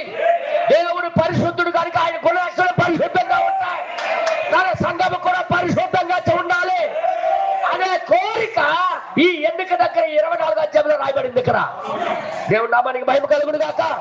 ఇప్పుడు దేవుడు అలాంటి దాన్ని కోరుతున్నాడు. ఆయన స్వభావం ఏంటి? ఆయన అలాంటోడు కాబట్టి. ఏది నేను మాట్లాడుతూ అర్థమైందా? ఇప్పుడు అర్థమవుతుందమ్మా? ఇప్పుడు మా చెల్లెళ్ళు ఉన్నారు ఇక్కడ, ఒకడు ఇదంతా కొట్టేసి ఇక్కడ మొత్తం వదిలాడు అనుకో, అలాంటి ఇలా విసురుతుంటే ఆమె గొప్ప అయిపోతుంది అనుకో, ఏమనాలి వాళ్ళకి? ఆమె హృదయంలో బొట్ట ఉంది, మరి చెట్టు ఆత్మ ఉంది, పోడు వర్క్ ఉంది. దాని అర్థం అమ్మా అలాంటి ఎలాగమ్మా నువ్వు ఇష్టపడిపోయావు అంటే, ఆయన నాకు గొప్ప ఇష్టపడ్డాడు అంటే ఎలాగ ఇష్టపడిపోయావు? దయ్యం బుద్ధి నీలో ఉంది కాబట్టి. ఒకవేళ నిజంగా నాకు బొట్ట ఇసురుతాడంటే ఇంకెవరికైనా ఇసురుతాడని దయ్యం నీకు లేదు. అర్థమైంది మీ అందరికీ? ఉత్తుకుత్తుని ఇలా విసురుతుంటారు, ఉత్తుకుట్టునే ఇది కొడుతుంటే ఎందుకు అర్థం అవ్వదు. అర్థమైందని అర్థమవుతుంది మీ అందరికీ? అంటే ఎన్నుకున్న దాన్ని బట్టే వాడి క్వాలిటీ బయటపడుతుంది. ఆమె క్వాలిటీ అది కూడా చెప్పాడు ఈ వర్తమానంలో, ఇంటికి వెళ్ళి చదవండి. అది కూడా నేనేం బయట చెప్పట్లే, ఇక్కడ ఉండే చెప్తున్నాను, దయచేసి వినండి. ఇప్పుడు 43వ పేరాలో ఏమన్నాడంటే, చెప్పినది విన్నది చాలా మంది వింటారు. చాలా 43వ పేర. మరియు అనేక సమయములలో పురుషులు మరియు స్త్రీలు దేవుని వాక్యాన్ని ఇద్దరికి చెప్తున్నాడు. పురుషులు స్త్రీలు దేవుని వాక్యం యొక్క సత్యాన్ని వింటారు. ఎటట వాక్యము సత్యాన్ని వింటారు, మరియు వాక్యము యొక్క సత్యాన్ని సూచక క్రియల ద్వారా నిరూపించబడ్డ చూస్తారు. వీళ్ళు చూస్తారు, వాక్యము సత్యము నిరూపించబడ్డం కూడా చూస్తారు. అయినప్పటికీ దానిని జరిగించడానికి వారు ఇష్టపడరు. ఓహా, దీన్ని ఎన్నికంటారా? దీన్ని దేవుడు ఎన్నుకున్నాడు అంటారా? అందుకే నేను చెప్తున్నా, వర్తమానం విన్నావు, ఇది సత్యమని నిరూపణ కూడా నీ ముందు జరిగింది. ఇప్పుడు నువ్వేం చేయాలి? రంగంలోకి దిగాల, కార్యంలోకి దిగాల. అది చేయటానికి దిగాలన్నా నువ్వు విన్నదాన్ని దాన్ని జరిగించడానికి దిగాలి. అవేమి విన్నదో, ఏమి దాన్ని చేసిందో అవేం చేసింది? రంగంలోకి దిగిపోయింది అంటనే. నీకును నీ ఒంటెలకి నీళ్ళు పోస్తాను, దాహం తెచ్చుకోండి. ఏనాడు జరగకపోయింది, ఇప్పుడు ఆమె చేస్తుంది. ఇప్పుడు ఆమె ఎంతకాలము ఎంత ముద్దుగా పెరిగిందో, ఈసారి మాత్రం ఇంట్లో కూడా అనుకోండి, ఏంటి 12 అయిపోయింది మా పిల్ల రాలేదు, 12 అయిపోయింది పిల్ల రాలేదు, ఎప్పుడు ఇంతవరకు ఉండదే. ఎంత గాబరా పడుతుంటారు ఇంటి దగ్గర కుటుంబము. పిల్లకి లేక ఇప్పుడు వెళ్ళింది, ఏటైపోయింది అనుకుని కంగారు పెట్టలేదా? కానీ సంతోషంతో పరిగెట్టుకుంటూ వస్తుంది. ఎందుకో తెలుసా? ఏదో జరిగింది, తన జీవితంలో ఏదో జరిగింది. హల్లెలూయా. అమ్మా వింటున్నారా? అంతటా ఒకసారి పిల్ల కొట్టి అంత దూరం నుండి వచ్చింది, ఎందుకు? పడుకోవడానికి వచ్చిందా? తలగడ ఇవ్వాలమ్మా. బజ్జుంటావు తల్లి, బజ్జుంటావా? అందు తలగడిస్తామమ్మా. పాపం చిన్నదా కదా, తెలీదు. ఓకేనా? చిన్నపిల్ల. పెద్దోళ్ళే కొనుక్కితే ఇంకా చిన్నపిల్లకి ఒక దిక్క. నిద్రపోయిన వాళ్ళందరూ ఇలా చూస్తాను. నా క్లాస్మేటేనా నువ్వు? నా క్లాస్మేటే అనుకొని గప్ప అయిపోతానా? నేను అనుకోను, నాతో తోడు ఉన్నారనమాట అని కొంతమందికి సంతోషం అనమాట. హల్లెలూయా. ఎప్పుడైనా ట్రైన్ తప్పిపోయినాడు ఉన్నాడు చూడు, వెళ్ళిపోయినా నడుతుంటా. ఏ ట్రైన్కే? నేను అదే ఆ ఊరు వెళ్ళిన ట్రైన్కి ఉన్నావట, పర్లేదు అనుకుంటుంటాడు. అది వెళ్ళిపోతా అప్పటికే వెళ్ళిపోతాడు. అది ఎవరైతే ఉండిపోయారో వాళ్ళకే లెక్కలు వేసుకుంటుంటారు వీళ్ళు. కొంతమంది చూడండి, ఎత్తబాటు జరిగినా ఉండిపోతాను అనుకున్నాడు ఏమనుకోని ఫోన్ చేస్తారు తెలుసా? ఫస్ట్ గారు ఉన్నారు లేదు చూడండి, హలో దగ్గర రింగ్ అయినా ఎత్తట్లేదు అనుకో, గుండెగా దడదడా కొట్టేస్తుంటాడు. ఎత్తుతే అమ్మ నాయన ఉన్నాడు అంటే ఒక ఫీలింగ్స్ అనమాట ఇవన్నీ.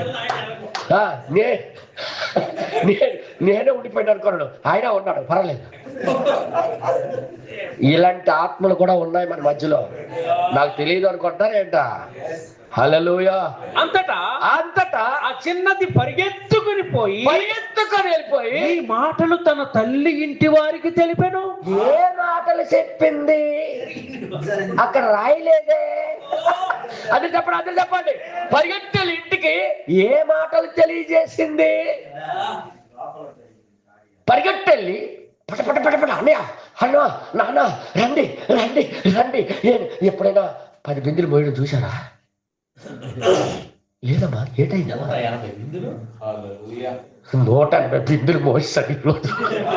అది కాక తెలుసా, గంటలోనే ఏటో జరిగింది నాన్న. ఒక వ్యక్తి వచ్చాడు ఏదో దేశం నుండి. ఆయన దగ్గర ఇవి జరిగాయి. ఆయన పలికిన మాట ద్వారా నా జీవితంలో ఏదో జరిగింది. ఇది దేవుడు కాని మరొకటి కాదు. అవునా తల్లి? అవునా? ఉండి ఎవరో ఏంటో ఎక్కడ వచ్చాడో అడుగుతామనుకోని వాళ్ళు అడిగారు. ఇప్పుడు ఈయన హిస్టరీ ఇప్పుతున్నాడు. నేను ఫలానా ఫలానా ఫలానా జగత్ పునాది వేయబడక నుండి ఈ ప్రణాళికలు ఇలాగ ఉన్నాయి. మా యజమానుడు దేవుడు ఆశీర్వదిస్తున్నాడు. మా యజమానుడికి, మా యజమానుడితో దేవుడు ఉండడం మీద చూశాడు. ఇలాగ ఈ పని మీద వచ్చానంటే కనెక్షన్ కలిసిపోయింది. వెళ్ళిపోయింది. ఈయన బోధిస్తున్న బోధ రాత్రి అంతా పడుకోలే. రాత్రి పడుకోలే. సాయంత్రం కలిసారు ఈమెతో. రాత్రి అంతా పడుకోలే. అక్కడ చెప్పిన సాక్ష్యాలన్నీ, అక్కడ జరిగిన దేవుడి కార్యాలన్నీ ఆమె అక్కడ వివరిస్తున్న నా కుటుంబానికి వివరిస్తుంటే ఆమె అవతల రూములో నుండి బట్టలని సర్దుతూ ఏంటంటే మా ఇంట్లో ఎవరికి కూడా ఆమె అనట్లేదు, కానీ ఇలా ఇస్త్రీ పాముతుంది.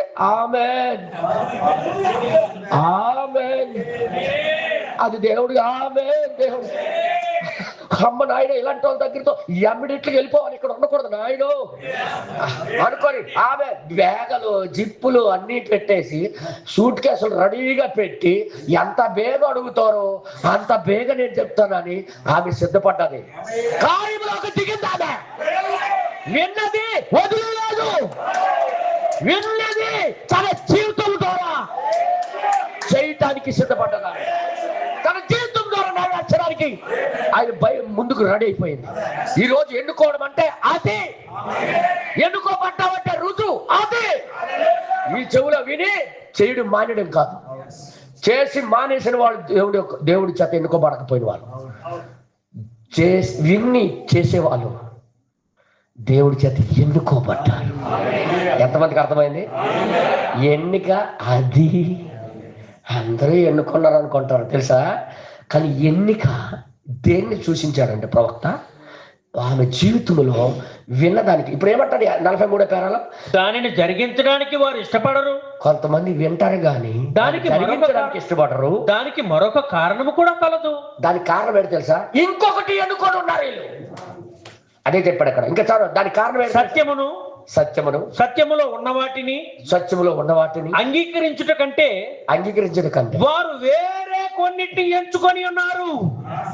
అది సంగతి. ఎందుకన్నా చేయట్లేదు వాక్యం ఎందుకు జీవితం ద్వారా చేయట్లేదు?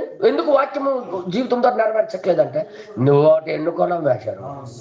నువ్వు చెప్పక్కర్లే, నీ జీవితం చెప్పేస్తుంది. ఎందుకంటే వాక్యానుసారంగా నువ్వు బ్రతకట్లేదు అంటే ఇంకోటి ఉంది లోపల. నువ్వేమంటావు అనుకో, ఇది వాస్తవం. ప్రవక్త చెప్పంటే దానికి ఎదురులేదు. వాళ్ళు ఎందుకు జరిగించట్లేదు? విన్నదానికి ఎందుకు జరిగించట్లేదు? రిబకాలాగా ఎందుకు జరిగించట్లేదు? కారణం ఇంకోటి నీ మనసులో ఉంది. ఇంకోటి నువ్వు ఎన్నుకున్నావు కాబట్టి ఇది చెప్పింది చేయట్లేదు. సంఘానికి ఇది ఒక హెచ్చరిక. అందరూ ఎన్నుకున్నామని చెప్పుకోవడం కాదు. నువ్వు ఎంత చేస్తున్నావు, వర్తమానానికి లోబడుతున్నావు, జరిగిస్తున్నావు చూసుకో. వినేవారు మాత్రమే ఉండక దాని ప్రకారంగా ప్రవర్తించిన వారై ఉండాలి. బైబిల్ అదే చెప్తుంది మనకు. బైబిల్ అదే చెప్తుంది. మీకు తెలుసా, తెస్సలోనికీయుల పత్రికలో పౌలు గారు రాస్తూ ఆయన బోధించిన బోధకి ఆ ప్రజలు ఎలా స్పందిస్తున్నారో రాశాడు ఆయన. చూడండి ఒకసారి. మొదటి తెస్సలోనికీయులకు రాసిన పత్రిక, దయచేసి మీరు అందరూ చూడాలని కోరుతున్నాను. మొదటి తెస్సలోనికీయులకు రాసిన పత్రిక 2వ అధ్యాయము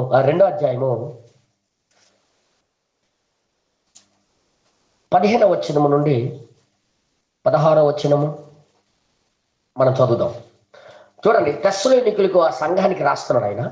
2వ అధ్యాయము 2వ తెస్సలోనికి రాసిన పత్రిక, క్షమించండి, 2వ తెస్సలోనికి రాసిన పత్రిక 2వ అధ్యాయము మరి 15, 16 వచనము. కాబట్టి సహోదరులారా నిలకడగా ఉండి, దేంట్లో నిలకడ? ఏదైతే వింటున్నారో దాంట్లో.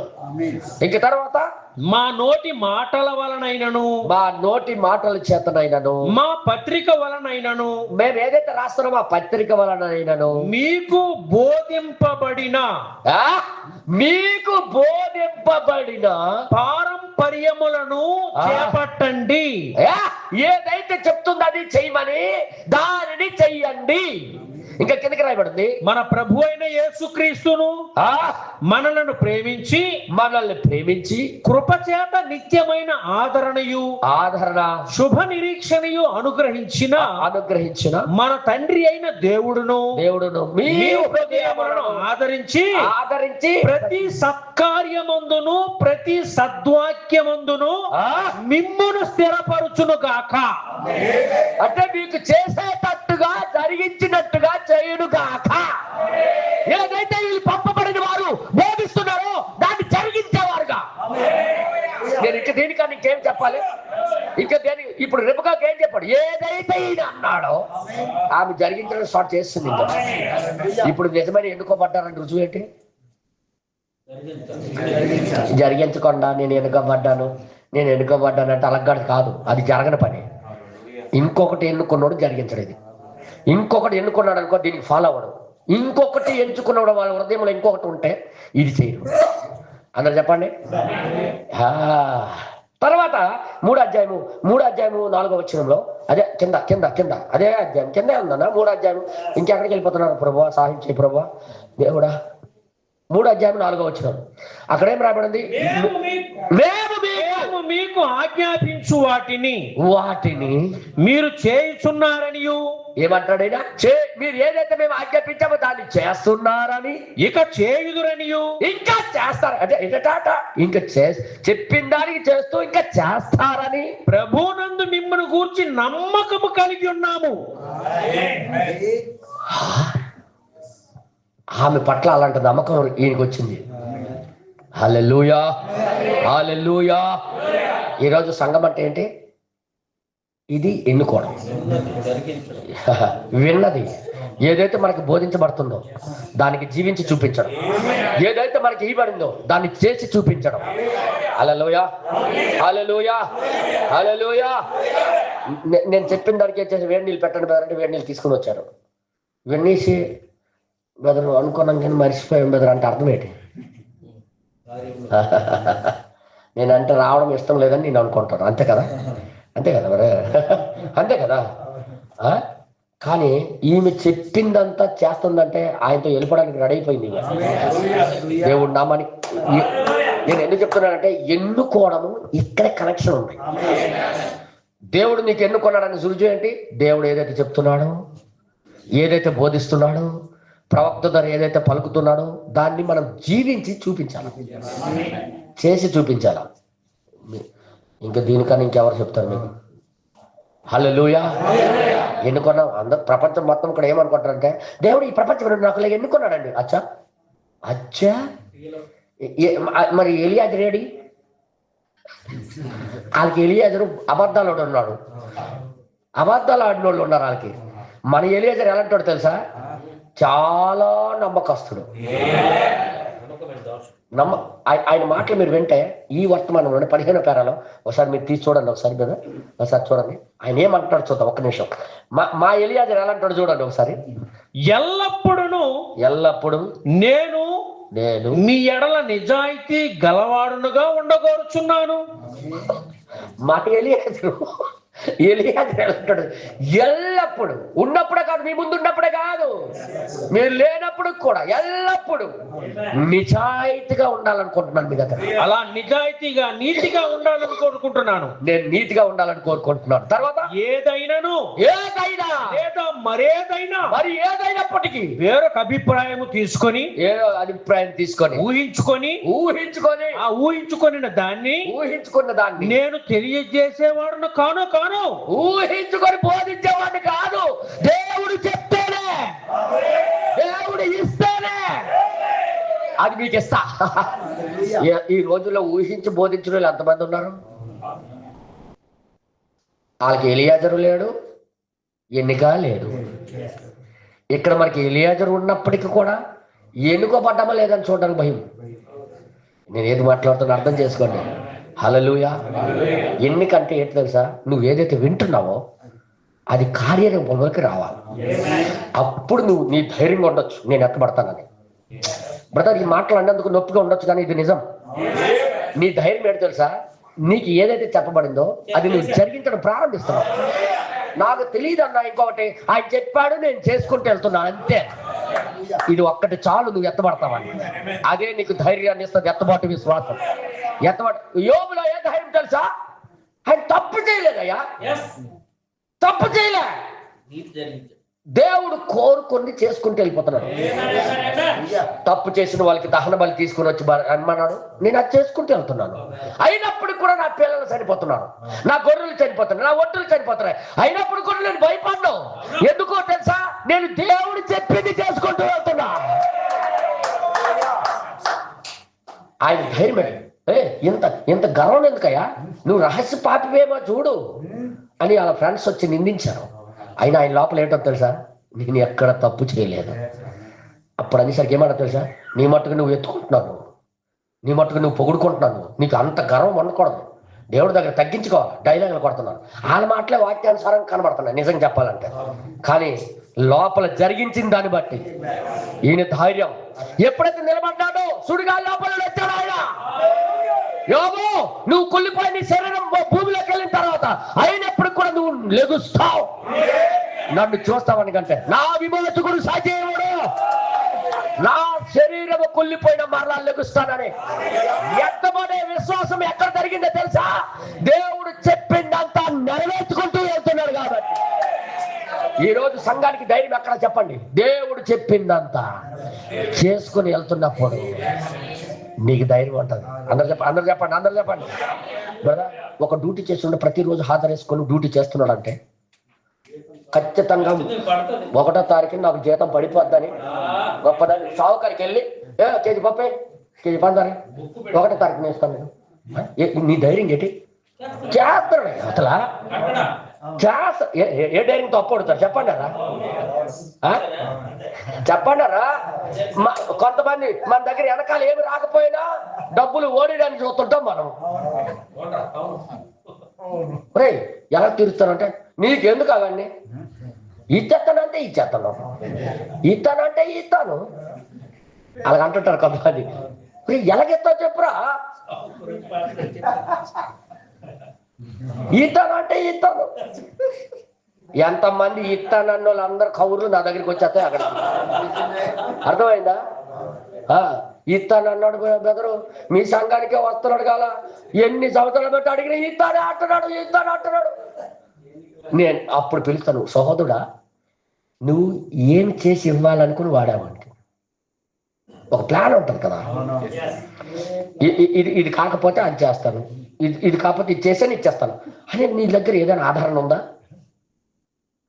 మీరు చింత చెట్ల మీద జీడి పిక్కల మీద ఆధారపడి తెచ్చుకున్నారనుకో మీ పని అయిపోద్ది.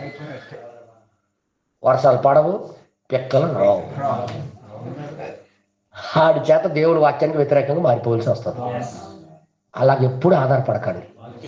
ఇది కాకపోయినా ఇంకొకటి ద్వారా నేను తీరుస్తా అనే ధైర్యము నిశ్చయత నీ దగ్గర ఉండాలా. యోబులా డేరింగ్ ఉంది కాబట్టి డైరెక్ట్ గా ఎంత మంది వచ్చినా డైరెక్ట్గా చెప్తున్నాడు, నేనే తప్పు చేయలే. నీతిమంతుడికి కలిగిన శ్రమలు బోల్డ్ వస్తాయి. నాకు అర్థమైంది. ఇప్పుడు నేను మంచిగా చేసినప్పుడు కూడా జరుగుతున్నాయి అంటే దేవునికి స్తోత్రం అనుకుని ఈ డేరింగ్ ని బట్టి దేవుడు ప్రత్యక్షమయ్యాడు. హల్లెలూయా, హల్లెలూయా. అర్థమైంది మీ అందరికి? బాగా చదివినోడికి పరీక్షలు ఎప్పుడు వచ్చినా భయం ఉండదు అన్న. చదవకపోయినోడికి ఈరోజు వాయిదా ఫోన్ ఎవరిదయ్యా కొద్దిగా ఆఫ్ చేయండి. ఓకే. చదవకపోయినోడికి ఏమంటాడు? ఈరోజు ముఖ్యమంత్రి చచ్చిపోతే బాగుండు, ప్రధానమంత్రి చచ్చిపోతే బాగుండు. నేను అలాగ అనుకునేవాడు. సేమేనా? చోరమేనే అంటారు మాకు. దొంగలు, దొంగ చదివినోడు అందరు నేనేమనుకునేవాడు తెలుసా? ఈ రోజు ప్రధానమంత్రి చచ్చిపోతే వాడి వేసేద్దారు సంవత్సరం అంతా తిరిగాను, పరీక్షలు వచ్చినప్పుడు చచ్చిపోమని కోరుతున్నాను. మంచోడ్నా నేను? చెప్పండి మీరే. చదువున్నాడు. నా పక్కన ఉన్న సూర్యనారాయణ, ఇప్పుడు కూడా గుర్తుంది వాళ్ళ పేర్లు, మధ్య సూర్యనారాయణ, మధ్య గౌరీశ్వరరావు. సార్ అంత దూరం ఎందుకు, వచ్చే నెల పెట్టేస్తే బాగుంది కదా, ఇలా చూసేవాడిని అనమాట. ఇద్దరు మొహం వాళ్ళు వీళ్ళు చదివేశారని పెట్టేమంటున్నారు అనుకో. నేను సెకండ్ సార్ చూసేవాడిని, చదివేవాడిని కాదు. అర్థమైందా? ఈ రోజు కూడా దేవుడు రాజ్యానికి వెళ్ళినోడు ఎవరికి భయం అవుతుందంటే వాక్యానుసారంగా బతకపోయినాడికి భార్లు చేయి వచ్చేస్తాడా, వచ్చేస్తాడా. ఇరాన్ అమెరికా యుద్ధం అయిపోతుందా, ఇస్రాయేల్ అందరూ ఏడైపోతున్నారు, ఇస్రాయేల్ అయిపోతున్నాడు, అది అయిపోతుంది అంటే లాస్ ఏంజలీస్ ఎట్ అవుతుంది, లాస్ ఏంజలీస్ భూమిలోకి వెళ్ళిపోతుందా. బ్రదర్, వాక్యం నీ ముందుకు వచ్చింది, నీ దగ్గరికి వచ్చింది, నువ్వు జరిగిస్తూ వెళ్తున్నప్పుడు పెండ్లి కుమార్తెయు పరిశుద్ధాత్మ రమ్ము రమ్ము. హల్లెలూయా. మీకు తెలుసా ఏ ఒంటిలో అయితే నీళ్ళు పోసిందామే ఇప్పుడు ఆ ఒంటిలో మోసుకొని వెళ్ళిపోతున్నాయి. ఏ వాక్యం అయితే నీకు ఇవ్వడిందో దానికోసం నువ్వు ప్రవర్తించి జీవిస్తే ఆ వాక్యమే నీకు శరీరం మార్చి నీకు తీసుకొని వెళ్ళిపోతుంది. ఎంతమందికి అర్థమవుతుంది? కొంతమంది వింటారు స్త్రీ పురుషులు, కానీ అలాగ చేయరు. కానీ ఈమె చేసింది, అదే ఎన్నిక. ఎంతమందికి అర్థమవుతుంది? హల్లెలూయా. ఉత్తినే రాయలేదు 24వ అధ్యాయంలో అబ్రాహాం కొడుకు గురుడు మాకెందుకు చెప్పండి? నిజం చెప్పాలంటే అబ్రాహాం కొడుకు, మా తాత కొడుకు గురుండే మాకు అవసరం లేదు అని చెప్పండి రా. మనకెందుకు ఆయన గురించి? లేకపోతే మన కోసమే అది ఎన్నిక. కొల ఉంచాడు అక్కడ. కొలుసుకోండి. విన్న దానికి మీరు చేస్తున్నారా లేదా? మీ దగ్గరికి వచ్చిన దానికి మీరు లోపడుతున్నారా లేదా? మీకు చెప్పిన దానికి మీరు జరిగిస్తున్నారా లేదా? అది కార్యరూపంలోకి తీసుకొని వస్తున్నారా లేదా అని చెప్పడానికి 24వ అధ్యాయం మనలో పట్టాడు అక్కడ. హల్లెలూయా. తర్వాత ఇంకో మాట చెప్పనా? యాకోబు రాసిన పత్రిక, దయచేసి మీరు అందరు చూడండి. యాకోబు రాసిన పత్రిక 1వ అధ్యాయం 22వ వచనం నుండి మనం చదివితే అక్కడ ఏమంటాడు చూడండి ఒకసారి. యాకోబు రాసిన పత్రిక, మీరు వినువారు మాత్రమై ఉండి మిమ్మల్ని మీరు మోసపుచ్చుకొనకుండా మిమ్మల్ని మీరు మోసపుచ్చుకోకుండా వాక్యము చెప్పిన ప్రకారము ప్రవర్తించేవారై ఉండండి. ఏమి కొట్టావన్నారు, గట్టిగా ఇచ్చేసావన్న మాట. నువ్వు విన్నో చాలా మంది వింటున్నారు, వెళ్ళిపోతున్నారంటే ఇంక వేరే ఉంది లోపల, అందుకే చేయడం లేదు. చెప్పండి. ఒకవేళ ఏది లేకపోతే ఏం చేస్తారు? ఇది చేస్తారు కదా. తర్వాత ఇక్కడ ఏమంటారు? ఎవడైనను వాక్యమును వినివాడయుండి ఆ వాక్య ప్రకారము ప్రవర్తింపని వాడైతే, వాక్య ప్రకారంగా ప్రవర్తించకపోయిన వాడు అద్దములో తన సహజ ముఖమును చూసుకొని ఆ మనుష్యులే పోని ఉన్నాడు. అంటే మర్చిపోయాడు అనమాట. వాడు అద్దములో తనను చూసుకొని అవతలికి వెళ్ళిన వెంటనే పోయి తానెట్టివాడో వెంటనే మర్చిపోవును కదా. అంటే వినేవాడు చేయకపోయినాడు మర్చిపోయిన వాడు అనమాట. మతి మరిపోలు పరలోకానికి వెళ్ళరు. నేను ఏది మాట్లాడుతున్నా అర్థమైందా? దేవుడి నామానికి భయం కలుగును కాక. అందుకే పౌలు గారు బోధించిన బోధలో 15వ అధ్యాయం 1 కొరింథీ రాసిన పత్రిక 15వ అధ్యాయంలో ఏం మాట రాయబడింది చూడండి. 15వ అధ్యాయం 1 నుండి 2 వచనాలు చదివితే అక్కడ ఏం రాయబడింది చూడండి ఒకసారి.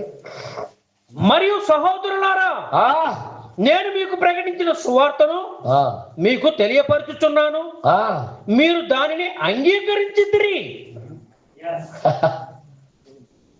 మీరు అంగీకరించితిరి, దాని అందే నిలిచి ఉన్నారు. అచ్చా, చెప్పిన వాళ్ళు పక్కనే నిలబడి ఉన్నారట వీళ్ళు. అయితే మీ విశ్వాసము వ్యర్థమైతేనే గాని నేను ఏ ఉపదేశ రూపముగా సువార్త మీకు ప్రకటించి తినో ఆ ఉపదేశమును మీరు గట్టిగా పట్టుకొని ఉన్నాయడా ఆ సువార్త వలననే మీరు రక్షణ పొందువారయుందురు. అచ్చా, ఏదైతే బోధించబడుతుందో దాన్ని చేసిన వాళ్ళై ఉండాలి. అయితే దేవుడి నామానికి మహిమ కలుగును గాక. స్త్రీ పురుషులు వింటారు కానీ చేయరు. నేను అనలేదు, ప్రవక్త అన్నాడు అన్నమాట. 43వ పేరానా బెదర్ అది? అదే 43వ పేరానా? 43వ పేరాలో చెప్పాడు ఆ విషయం. దానిని వినుటకు వారు దాన్ని జరిగించడానికి వారు ఇష్టపడను.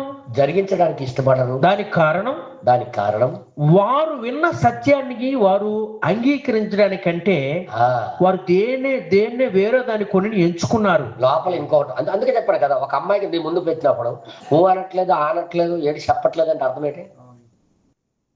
ఇంకొక ఆమె ఎవరో ఉన్నారు లోపల, ఈజీగా చెప్పచ్చు. కాబట్టి ఇప్పుడు వాక్యం చెప్పిన దానికి జరిగించుకోవడానికి కారణం ఏంటి? లోకం ఉంది నీ లోపల, లోకం అనే దలీల లోపల ఉంది, అందుకే వాక్యము జరిగించట్లేదు. అర్థమైంది మీ అందరికి? కాబట్టి వాక్యము విన్న వారి చెవులు సువార్త జరిగించడానికి మూయబడినవి, జరిగించడానికి మూయబడిపోయాయి. మరెన్నడూ వారు దానిని మరలా జరిగించనేరరు. అమ్మో, ఇంకా ఎప్పుడు జరిగించలేరు అని అంటాడు దేవుడు. మీ హృదయాలతో మాట్లాడుతున్నప్పుడే అప్పుడే దాని ప్రకారము జరిగించాలని మీకు నా యొక్క సలహా అయి ఉన్నది. నువ్వు చదివింది 24 అధ్యాయం అయితే ఇవన్నీ ఎందుకు చెప్తున్నావు సార్? దేవుడు కూడా అలాంటి సిస్టమే పెట్టాడు రా ఆయన అని చెప్పడానికి ఇవన్నీ బోధిస్తున్నాడు ఆయన. మనమేడు చదువుతామంటే మర్మాలు ఎత్తడానికి ఏంటంట జ్ఞానం సంపాదించుకోవడానికి చదువుతుంటాం, కానీ పాయింట్స్ అసలు రూట్ ఏంటది అక్కడ అర్థమవుతుంది మీ అందరికి? సంగమా, వాక్యం చెప్పిన దానికి నువ్వు లోబడినప్పుడు, జరిగించినప్పుడు నువ్వు ఎన్నుకోబడ్డావు. దీంట్లో నేను చెప్పడం కాదు, ప్రవక్త చెప్పాడు. నువ్వు కానీ జరిగించకపోతే నువ్వు దేవుడి చేత ఎన్నుకోబడలేదు, సంఘానికి వచ్చే నరకానికి వెళ్ళిపోతావు. ఈ మాట అనడానికి ఒక బాధ, కానీ అనాలి తప్పదు. బాధే. సంఘానికి వచ్చి ఇంత కష్టపడి ఇంత చేసి నరకానికి వెళ్ళిపోతే ఏం ప్రయోజనం చెప్పండి? దేవుడు మనకిచ్చిన అవకాశాన్ని మనం సద్వినియోగం చేసుకోవాలి. దేవుడు మనతో మాట్లాడుతున్నప్పుడు ఆమె ఏం చేసింది తెలుసా? ఎప్పుడైతే మాట్లాడాడో జరిగించడం ప్రారంభించింది. నేను రేపు కంటే వాయిదా చేయను, ఇప్పటి నుంచే నా జీవితంలో స్టార్ట్ చేస్తాను. ఈరోజు రాత్రి మీ ఎన్నిక కూడా అలాగే ఉంది, నీ చేతుల్లోనే ఉన్నది. నువ్వు జరిగించాలో లేదో నీ చేతిలో పెట్టేశాడు. వచ్చిన బాధ జరిగించాలో లేదో నీ చేతిలో పెట్టాడు. ఈ రాత్రి ఒక సరైన నిర్ణయం తీసుకొని దేవుడు కృప మీరు పొందాలని నా ఆశ. వారు ఆ చిన్నదానిని పిలిచి ఏమన్నారు? ఆమె ఏమన్నో తెలుసుకుందామని చెప్పుకొని, ఏమంటదా ఆమె అని చెప్పుకొని రెబెకాను పిలిచి ఈ మనుషులతో కూడా వెళ్ళేదవా అని ఆమెను అడిగినప్పుడు వెళ్ళేదనను. ఏటి నాయన, ఎవరని చూస్తే మొగుడంటే ఎంత పిచ్చమ్మా ఈ అమ్మకి అనుకోరా? అక్కడ భర్త కాదు, శారీరక కోరిక కాదు. ఈ మనిషి మాట్లాడింది మామూలు మాటలు కావు, ఈయన చెప్పిన మామూలు విషయాలు కాదు, ఈ వర్తమానం బోధించిన చెప్పింది మామూలు విషయాలు కాదు. ప్రపంచంలో ఎవరో మాట్లాడలేదు ఇట్లు కూడా. అలాంటి మాటలు మాట్లాడుతుంటే దీనికి వెంబడించకుండా ఇక దేనికి వెళ్తామయ్యా? అది గ్రహించిందయ్యావే. ఇది వదిలేస్తే ఎక్కడ జీవం లేదు బ్రదర్, ఇది మానేస్తే నీకు బ్రతుకలేదు. ఇదే మన ఆధారం. మనం చేయవలసిందంతా ఇదే, జరిగించవలసింది ఇదే, జీవించి చూపించవలసిందంతా ఈ వర్తమానమే. సంగమా, మేల్కొనండి, వచ్చి వెళ్ళిపోకండి. మీ రక్తాపరాధం నాకు నా మీద ఉండడం మంచిది కాదు. నిజం చెప్తున్నా, వాక్యం విన్నది అలాగే జీవించి చూపించండి. ఏదైతే వింటున్నారో దాన్ని జరిగించండి. వర్తమానం చెప్తుంది కాబట్టి వద్దండి. ఇంటి దగ్గర మొగడు తప్పిపోతే ఆడదాయి చేయాలా, సరి చేయాలా? ఆడదాయి తప్పిపోతే మొగడు సరి చేయాలా? వాక్యములు లేనిది ఎందుకు చేస్తున్నావు? అలా చేయకూడదు. బెదర్తో చెప్తామా అనాలా? మీరు మధ్యలో నాకు తొయ్యి, నీకు భయం అయితే నేను చూసుకుంటాను కదా. ఈ విషయము కొంతమంది భార్య భర్తల మధ్యలో గొడవలు ఎక్కడ అవుతుందో తెలుసా? కొడతాను అని సరే ఉండు బెదర్తో చెప్తాను. అదే అన్నోళ్ళు ఉన్నారు, అలాగున్నారు. లేకపోతే గోపలు పగలగొట్టారు, మామూలు లేండి ఒక్కొక్కరు. అర్థమైంది మీ అందరికి? నేను చెప్పిందంతా ఇళ్లలో జరుగుతున్నాయని మీకు తెలుసు, నాకు తెలుసు. అర్థమైందా? ఒక్క బూత్ మాట్లాడగానే కిరా ఏటన్నావు బెదర్తో చెప్తాను ఉండు. ఆ ఒక్కడితో ఆగిపోతాడు. లేకపోతే బత్తలు ఉంటాయి ఆయతలలో కదా. అందుకే చెప్తున్నా, వాక్యం దాటిపోతుంటే నీ భర్త నువ్వు అడ్డుకట్టేయాలి. నీ భార్య దాటిపోతుంటే నువ్వు అడ్డుకట్టేయాలి. ఎక్కడ దొరికిపోతారు తెలుసా? ఈ పెళ్లి కార్యాలు, ఈ పార్టీలు, వాటి దగ్గర గ్యారంటీ దొరికిపోతారు. నీ భార్య తాలూకోలకి ఏదైనా జరిగిందనుకో, నీ భార్య తాలూకోలకి జరుగుతున్నప్పుడే నువ్వు లాగి వెళ్ళిపోతావు. సొలోమనే వెళ్ళిపోడు. నువ్వు ఒక పెద్ద విషయం ఏంటి కానీ చెప్తాను. ఉదాహరణకి భార్య తాలూకు అన్నయ్య కూతురు, లేదా అన్నయ్య తాలూకు భార్య, నీ భార్య తాలూకు అన్నయ్య భార్య ఏదైనా అయిందనుకో, ఏమండి ఆదివారం ఈరోజు అయింది కానీ అలాగే వెళ్ళి వచ్చేద్దామంట. అవునా ఉండారు పాస్టర్ గారు చూడట్లేదు. పాస్టర్ గారు లైవ్ పెడతారా? అసలు విషయం చెప్పడం. ఇలాగ తిప్పి మాట్లాడిన వాళ్ళు మన మధ్యలో ఉన్నారు. అసలు విషయం చెప్పరనమాట. పాస్టర్ గారు లైవ్ పెడతారా? అసలు విషయం చెప్పి ఆదివారం చర్చికి రావాలి కదా, నువ్వు లైవ్ ఎందుకు నీకు అంటే? చిన్న అర్జెంట్ సువార్త ఒకరికి చెప్పాలా? వాక్యం వింటానని మొన్నటి నుండి చెప్తున్నాడు. వాక్యము తిప్పి అలా మీద ఉన్నాడు నీలాంటోడు నాలాంటోడు అనుకుంటున్నారు వీళ్ళు. తిప్పి చెప్పి సువార్త చేయడానికి అక్కడికి అర్జెంట్ ఈ రోజే దొరుకుతారట. నేనేమనుకుంటాను, అయ్యో గొర్రెకి లాగడానికి వెళ్తాడు కదా, వెళ్ళు అని వెళ్ళు మీద మాత్రం రికార్డింగ్ అయిపోతుంటది అక్కడ. నేనేమంటాడు, శోభన ఆయన గొర్రెకి లాగడానికి వెళ్ళిపోతాడు. ఈయన గుమ్మిలో ఉన్న గొర్రెకి లాగేస్తాడు కదా. అలాగే వెళ్ళండి నా కోసం ప్రార్థన చేయండి. దేవుడు అంటాడు, రే నువ్వు అలాంటి వాళ్ళ కోసం ప్రార్థన చేయకురా బ్రదర్. ఈ డాన్సింగ్లు, మనిషి మాటలు తిప్పడాలు అవేవి చాలు. స్ట్రైట్గా ఏది మాట్లాడాలో, భార్య మాట కొట్టలేక ఇలాగ తిప్పి మాట్లాడితే పాస్టర్ గారు ఏటనరని, పాస్టర్ గారి వీక్నెస్ తెలుసుకొని అలాగ మాట్లాడటము చాలా మంది జీవితాల్లో నేను చూసిన తర్వాత ఎంక్వైరీ చేస్తే అసలు రహస్యం అది కాదు. అసలు రహస్యం భార్య తాలూకా అన్నయ్య కూతురు పెద్ద పిల్ల అయింది, పార్టీ చేస్తున్నారు. వాళ్ళు అప్పుడు వచ్చి మా కూతురికి బంగారం ఇచ్చారు, ఇప్పుడు వెళ్ళి మనం వెళ్ళకపోతే ఏమనుకుంటారండి అని ఈ అమ్మ మూసింది అనమాట. ఇలాగా అందరూ ఎక్కువ సత్యమా వెంటనే ఏమనాలి నువ్వు? ఆదివారం ఆరాధన ఉంది. మీ అన్నయ్య వదిలేస్తే మనకి బోల్డ్ మంది అన్నదమ్ములు ఉన్నారు అని చెప్పాలా. అప్పుడు ఆమె లోపల దయ్యమైన వదలాలా, మారు మనిషి రావాలి, లేదంటే దయ్యంలోకే వెళ్ళిపోవాలా. అప్పుడు నీకు కూడా ధైర్యం ఉండాలా.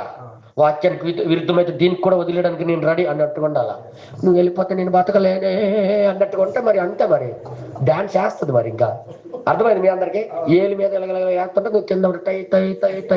ఎప్పుడైనా బొమ్మలు చూసారా? ఏళ్ళతో డాన్స్ చేయిస్తుంటారు. దానికి ఏ బొమ్మలు అంటారని? తోలు బొమ్మలు. ఈ 5 ఏళ్ళ మీద నటిస్తుంటారు. ఆడు డాన్స్ మనం బొమ్మే చూస్తుంటాం డాన్సింగ్, కానీ వెనకాల ఆడించురోలు వేరే. నేను ఎందుకు ఇలా మాట్లాడుతున్నా అర్థం చేసుకోండి. సిస్టర్ లాగా మీ మీద నా కోపం అసలు లేదు, మీ మంచి కోసమే నేను చెప్తున్నాను. హల్లెలూయా. ఒకవేళ బలవంతం చర్చకొచ్చిన ముఖము కేజీన్నర దించుకొని నా చర్చిలో కూర్చొని ఆమె లేదు, హల్లెలూయా లేదు, ఏమైపోయిందమ్మా దయ్యాలు దూరిపోయాయి. నేను ఎందుకు ఇలా మాట్లాడుతున్నా అర్థం చేసుకోండి. మా సిస్టర్లు అలాంటి వాళ్ళు కాదు, చాలా మంచి వాళ్ళు, నాకు తెలుసు. అలాగ లాక్కుని వెళ్ళిపోయినంత బలం వాళ్ళకి లేదు. కానీ ఏమో చెప్పలేం కదమ్మా. అర్థమైంది మీ అందరికి? వాక్యము చెప్పింది జరిగించకపోతే నువ్వు దేవుడి చేత ఎన్నుకోబడలేదు. ఆదివారం ఎట్టి పరిస్థితుల్లో ఒక క్రైస్తవుడు చర్చి వదలడు. తిరిగి జన్మించినోడు చర్చి వదలడు. చర్చి వదిలేస్తున్నాడంటే అర్థం ఏంటి? జన్మించలేదు. ప్రవక్త చెప్పాడు కాబట్టి చేసి చూపించాలా? ఏదో నేను మాట్లాడుతున్నాను, ప్రవక్త చెప్పాడు కాబట్టి రేపక అదేనన్న లక్షణం. ఎన్నుకోబడ్డది అది, ఆమె ఎన్నుకోబడ్డది అంటే రుజువేంటి? చెప్పింది చేసుకుంటూ వెళ్ళిపోతుంది అది. హల్లెలూయా. సంఘానికి అదే సూచనలు పెట్టాడు బైబిల్. దేవుడి నామానికి మహిమ కలుగుగా. కృప దొరకాలి, గీత దాటిపోకూడదు. మనకి గీత దాటిపోయామా కనికరం మరి దొరకదు. అక్కడ కిందకి వెళ్ళి ఇంటికి వెళ్ళి చదవండి, అక్కడ గీత దాటిపోకూడదు. నీకేది అప్పచెప్పబడింది అది చేసేయాలి, నెరవేర్చాలి. అర్థమైందా మీ అందరికి? అర్థమవుతుందా? హల్లెలూయా, హల్లెలూయా. దేవుడి నామానికి మహిమ కలుగును గాక. ఈరోజు కనికరం మన అట్లా ఉండాలంటే మనం చెయ్యాలా, జరిగించాలా. ఏం చేసింది రేపక? చేయడం ప్రారంభించింది. సంగమా మేల్కొనండి, వాక్యం చెప్పాను, ఇంటికి వెళ్ళి చదవండి. నేను కొద్దిగా జస్ట్ ఇట్టిచ్చాను మీకు, మిగతాదంతా మీరు ఏరుకోవాలండి. పలానా గుడ్లోకి శనక్కాయలు దొరుకుతున్నాయని చెప్పాను అంతే. అక్కడ వెళ్ళి మీరు ఏరుకోవడమే, తినాలనుకుంటా. ఇకనా మీరు వర్తమానంలోకి దూరి ఇకని ఎత్తుక్కోవడమే, ఏటేటి ఉన్నాయో ఏమేమి ఉన్నాయో అనుకుని. హల్లెలూయా. దేవుడి నామానికి మహిమ కలుగును గాక. ఎన్నుకోబడ్డామని రుజువేంటి? అదే రుజువు. ఏది వాక్యములు సెలవిస్తే చాలు. అందుకే దావీదు దగ్గర ఉన్న చుట్టూ ఉన్న యోధులు ఎలాంటి వాళ్ళు తెలుసా? చెప్పడమే తొడవు, చేసి పడిపోతారు వెళ్ళి. అందుకే ఆయన పక్కన ఉంచుకున్నాడు. ఈ రోజు కూడా దేవుడు ఆయన పక్కన మనం ఉంచుకోవాలంటే, ఆయన పక్కన పెట్టుకోవాలంటే ఆయన చెప్తే చాలు, ఆయన సేవకుడు ద్వారా పలుకుతే చాలు, మేము చేసేస్తామన్నట్టుగా ఉండాలి. హల్లెలూయా. ఈరోజు ఇక్కడ నుండి మనం ఎత్తబడాలంటే అదే సూచన. ఆ ఒంటెలకి, ఆ వర్తమానాలకి, ఒంటెలు మీకు తెలుసా? ఆయన ఇక్కడికి పిలిచిన తర్వాత బ్రహ్నం గారికి కలిసిన తర్వాత ఆయన బ్రహ్నం గారికి ఎన్ని ఒంటెలు పంపించారు తెలుసా? ఎన్ని మెసేజ్లు? ఎలియాజరు ఎన్ని ఒంటెలు తీసుకెళ్ళాడు? 10. ఇక్కడ కలిసిన తర్వాత ఎన్ని వర్తమానాలు బోధించారు తెలుసా? ఒకే వర్తమానం లోపల 10 వర్తమానాలు. 7 ముద్రల గ్రంథం ఉందా?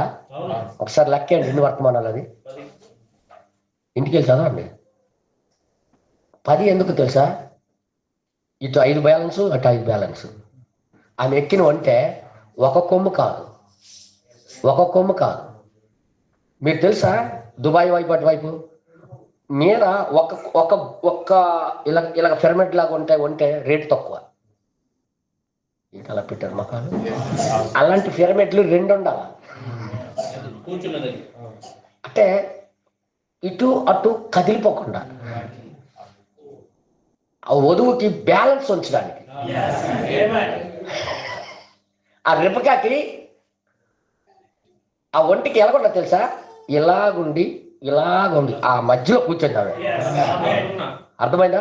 ఎట్టి పరిస్థితిలో ఎలాంటి గతకలు వచ్చినా, ఎలాంటి అవధవకలు వచ్చినా, జీవితంలో ఎన్ని శోధనలు వచ్చినా ఆమె పడిపోకుండా ఉండాలని, గట్టిగా ఉండాలని ఆమె ఎక్కిన ఒంటే 2. మీకు తెలుసా? బనం గారికి 2 పరిచర్యలు దేవుడు ఎందుకు ఇచ్చాడు? మోషే పరిచర్య, ఏలియా పరిచర్య. బనం గారు అంటారు ఆ 2 పరిచర్యలు ఒంటి మీద ఉన్న 2 లాగా పట్టుకొని వధువు కూర్చోబెడుతుంది, మోసుకొని తీసుకెళ్తుంది. 2 పరిచర్యలు ఎందుకయ్యా? ఏ కాలంలో కూడా లేదు అలాగా 2 పరిచర్యలు. ఈ కాలంలో ఎందుకయ్యా 2 పరిచర్యలు? ఇదంతా బైబిల్లో ఒక సాదృశ్య రూపాల్లో ఉన్నాయి. దేవుడి నామానికి మహిమ కలుగును గాక. నేను సంఘములో ఉన్న వారిని విమర్శించే వాడిగా ఉండగోరట్లేదు. నేనేమో విమర్శించాలని, నేను ఇప్పుడు వయసు నిండిన వాడినే, నేను వయసులో నిండిపోయిన వాడు. కానీ ఏదో ఒక దినాన నేను మీకు బోధించిన దానికి లెక్క చెప్పవలసిన వాడినై ఉన్నాను కాబట్టి నిజం చెప్తున్నాను అంటున్నాడు ఆయన. దాని విషయమై నేను ఉత్తరవాదినై ఉన్నాను, జవాబు చెప్పవలసిన వాడినై ఉన్నాను. అయితే మీరు విన్నదాన్ని జరిగించకపోతే మీరు ఉత్తరవాదులై ఉన్నారు. అదేమ్మా తేల్చేశాడనమాట. సంగమా మేల్కొంటారా? ప్రభా వినడమే కాదు కానీ నేను జరిగిస్తాను. ఎంతమంది లేచి నిలబడతారు? ప్రార్థన చేద్దాం. ఓ ప్రభా నీకే స్తోత్రం నాయన, కృపలో ఐశ్వర్యవంతుడా నీకే స్తోత్రం. అందరు చెప్తాం, అందరూ లేచి నిలబడి.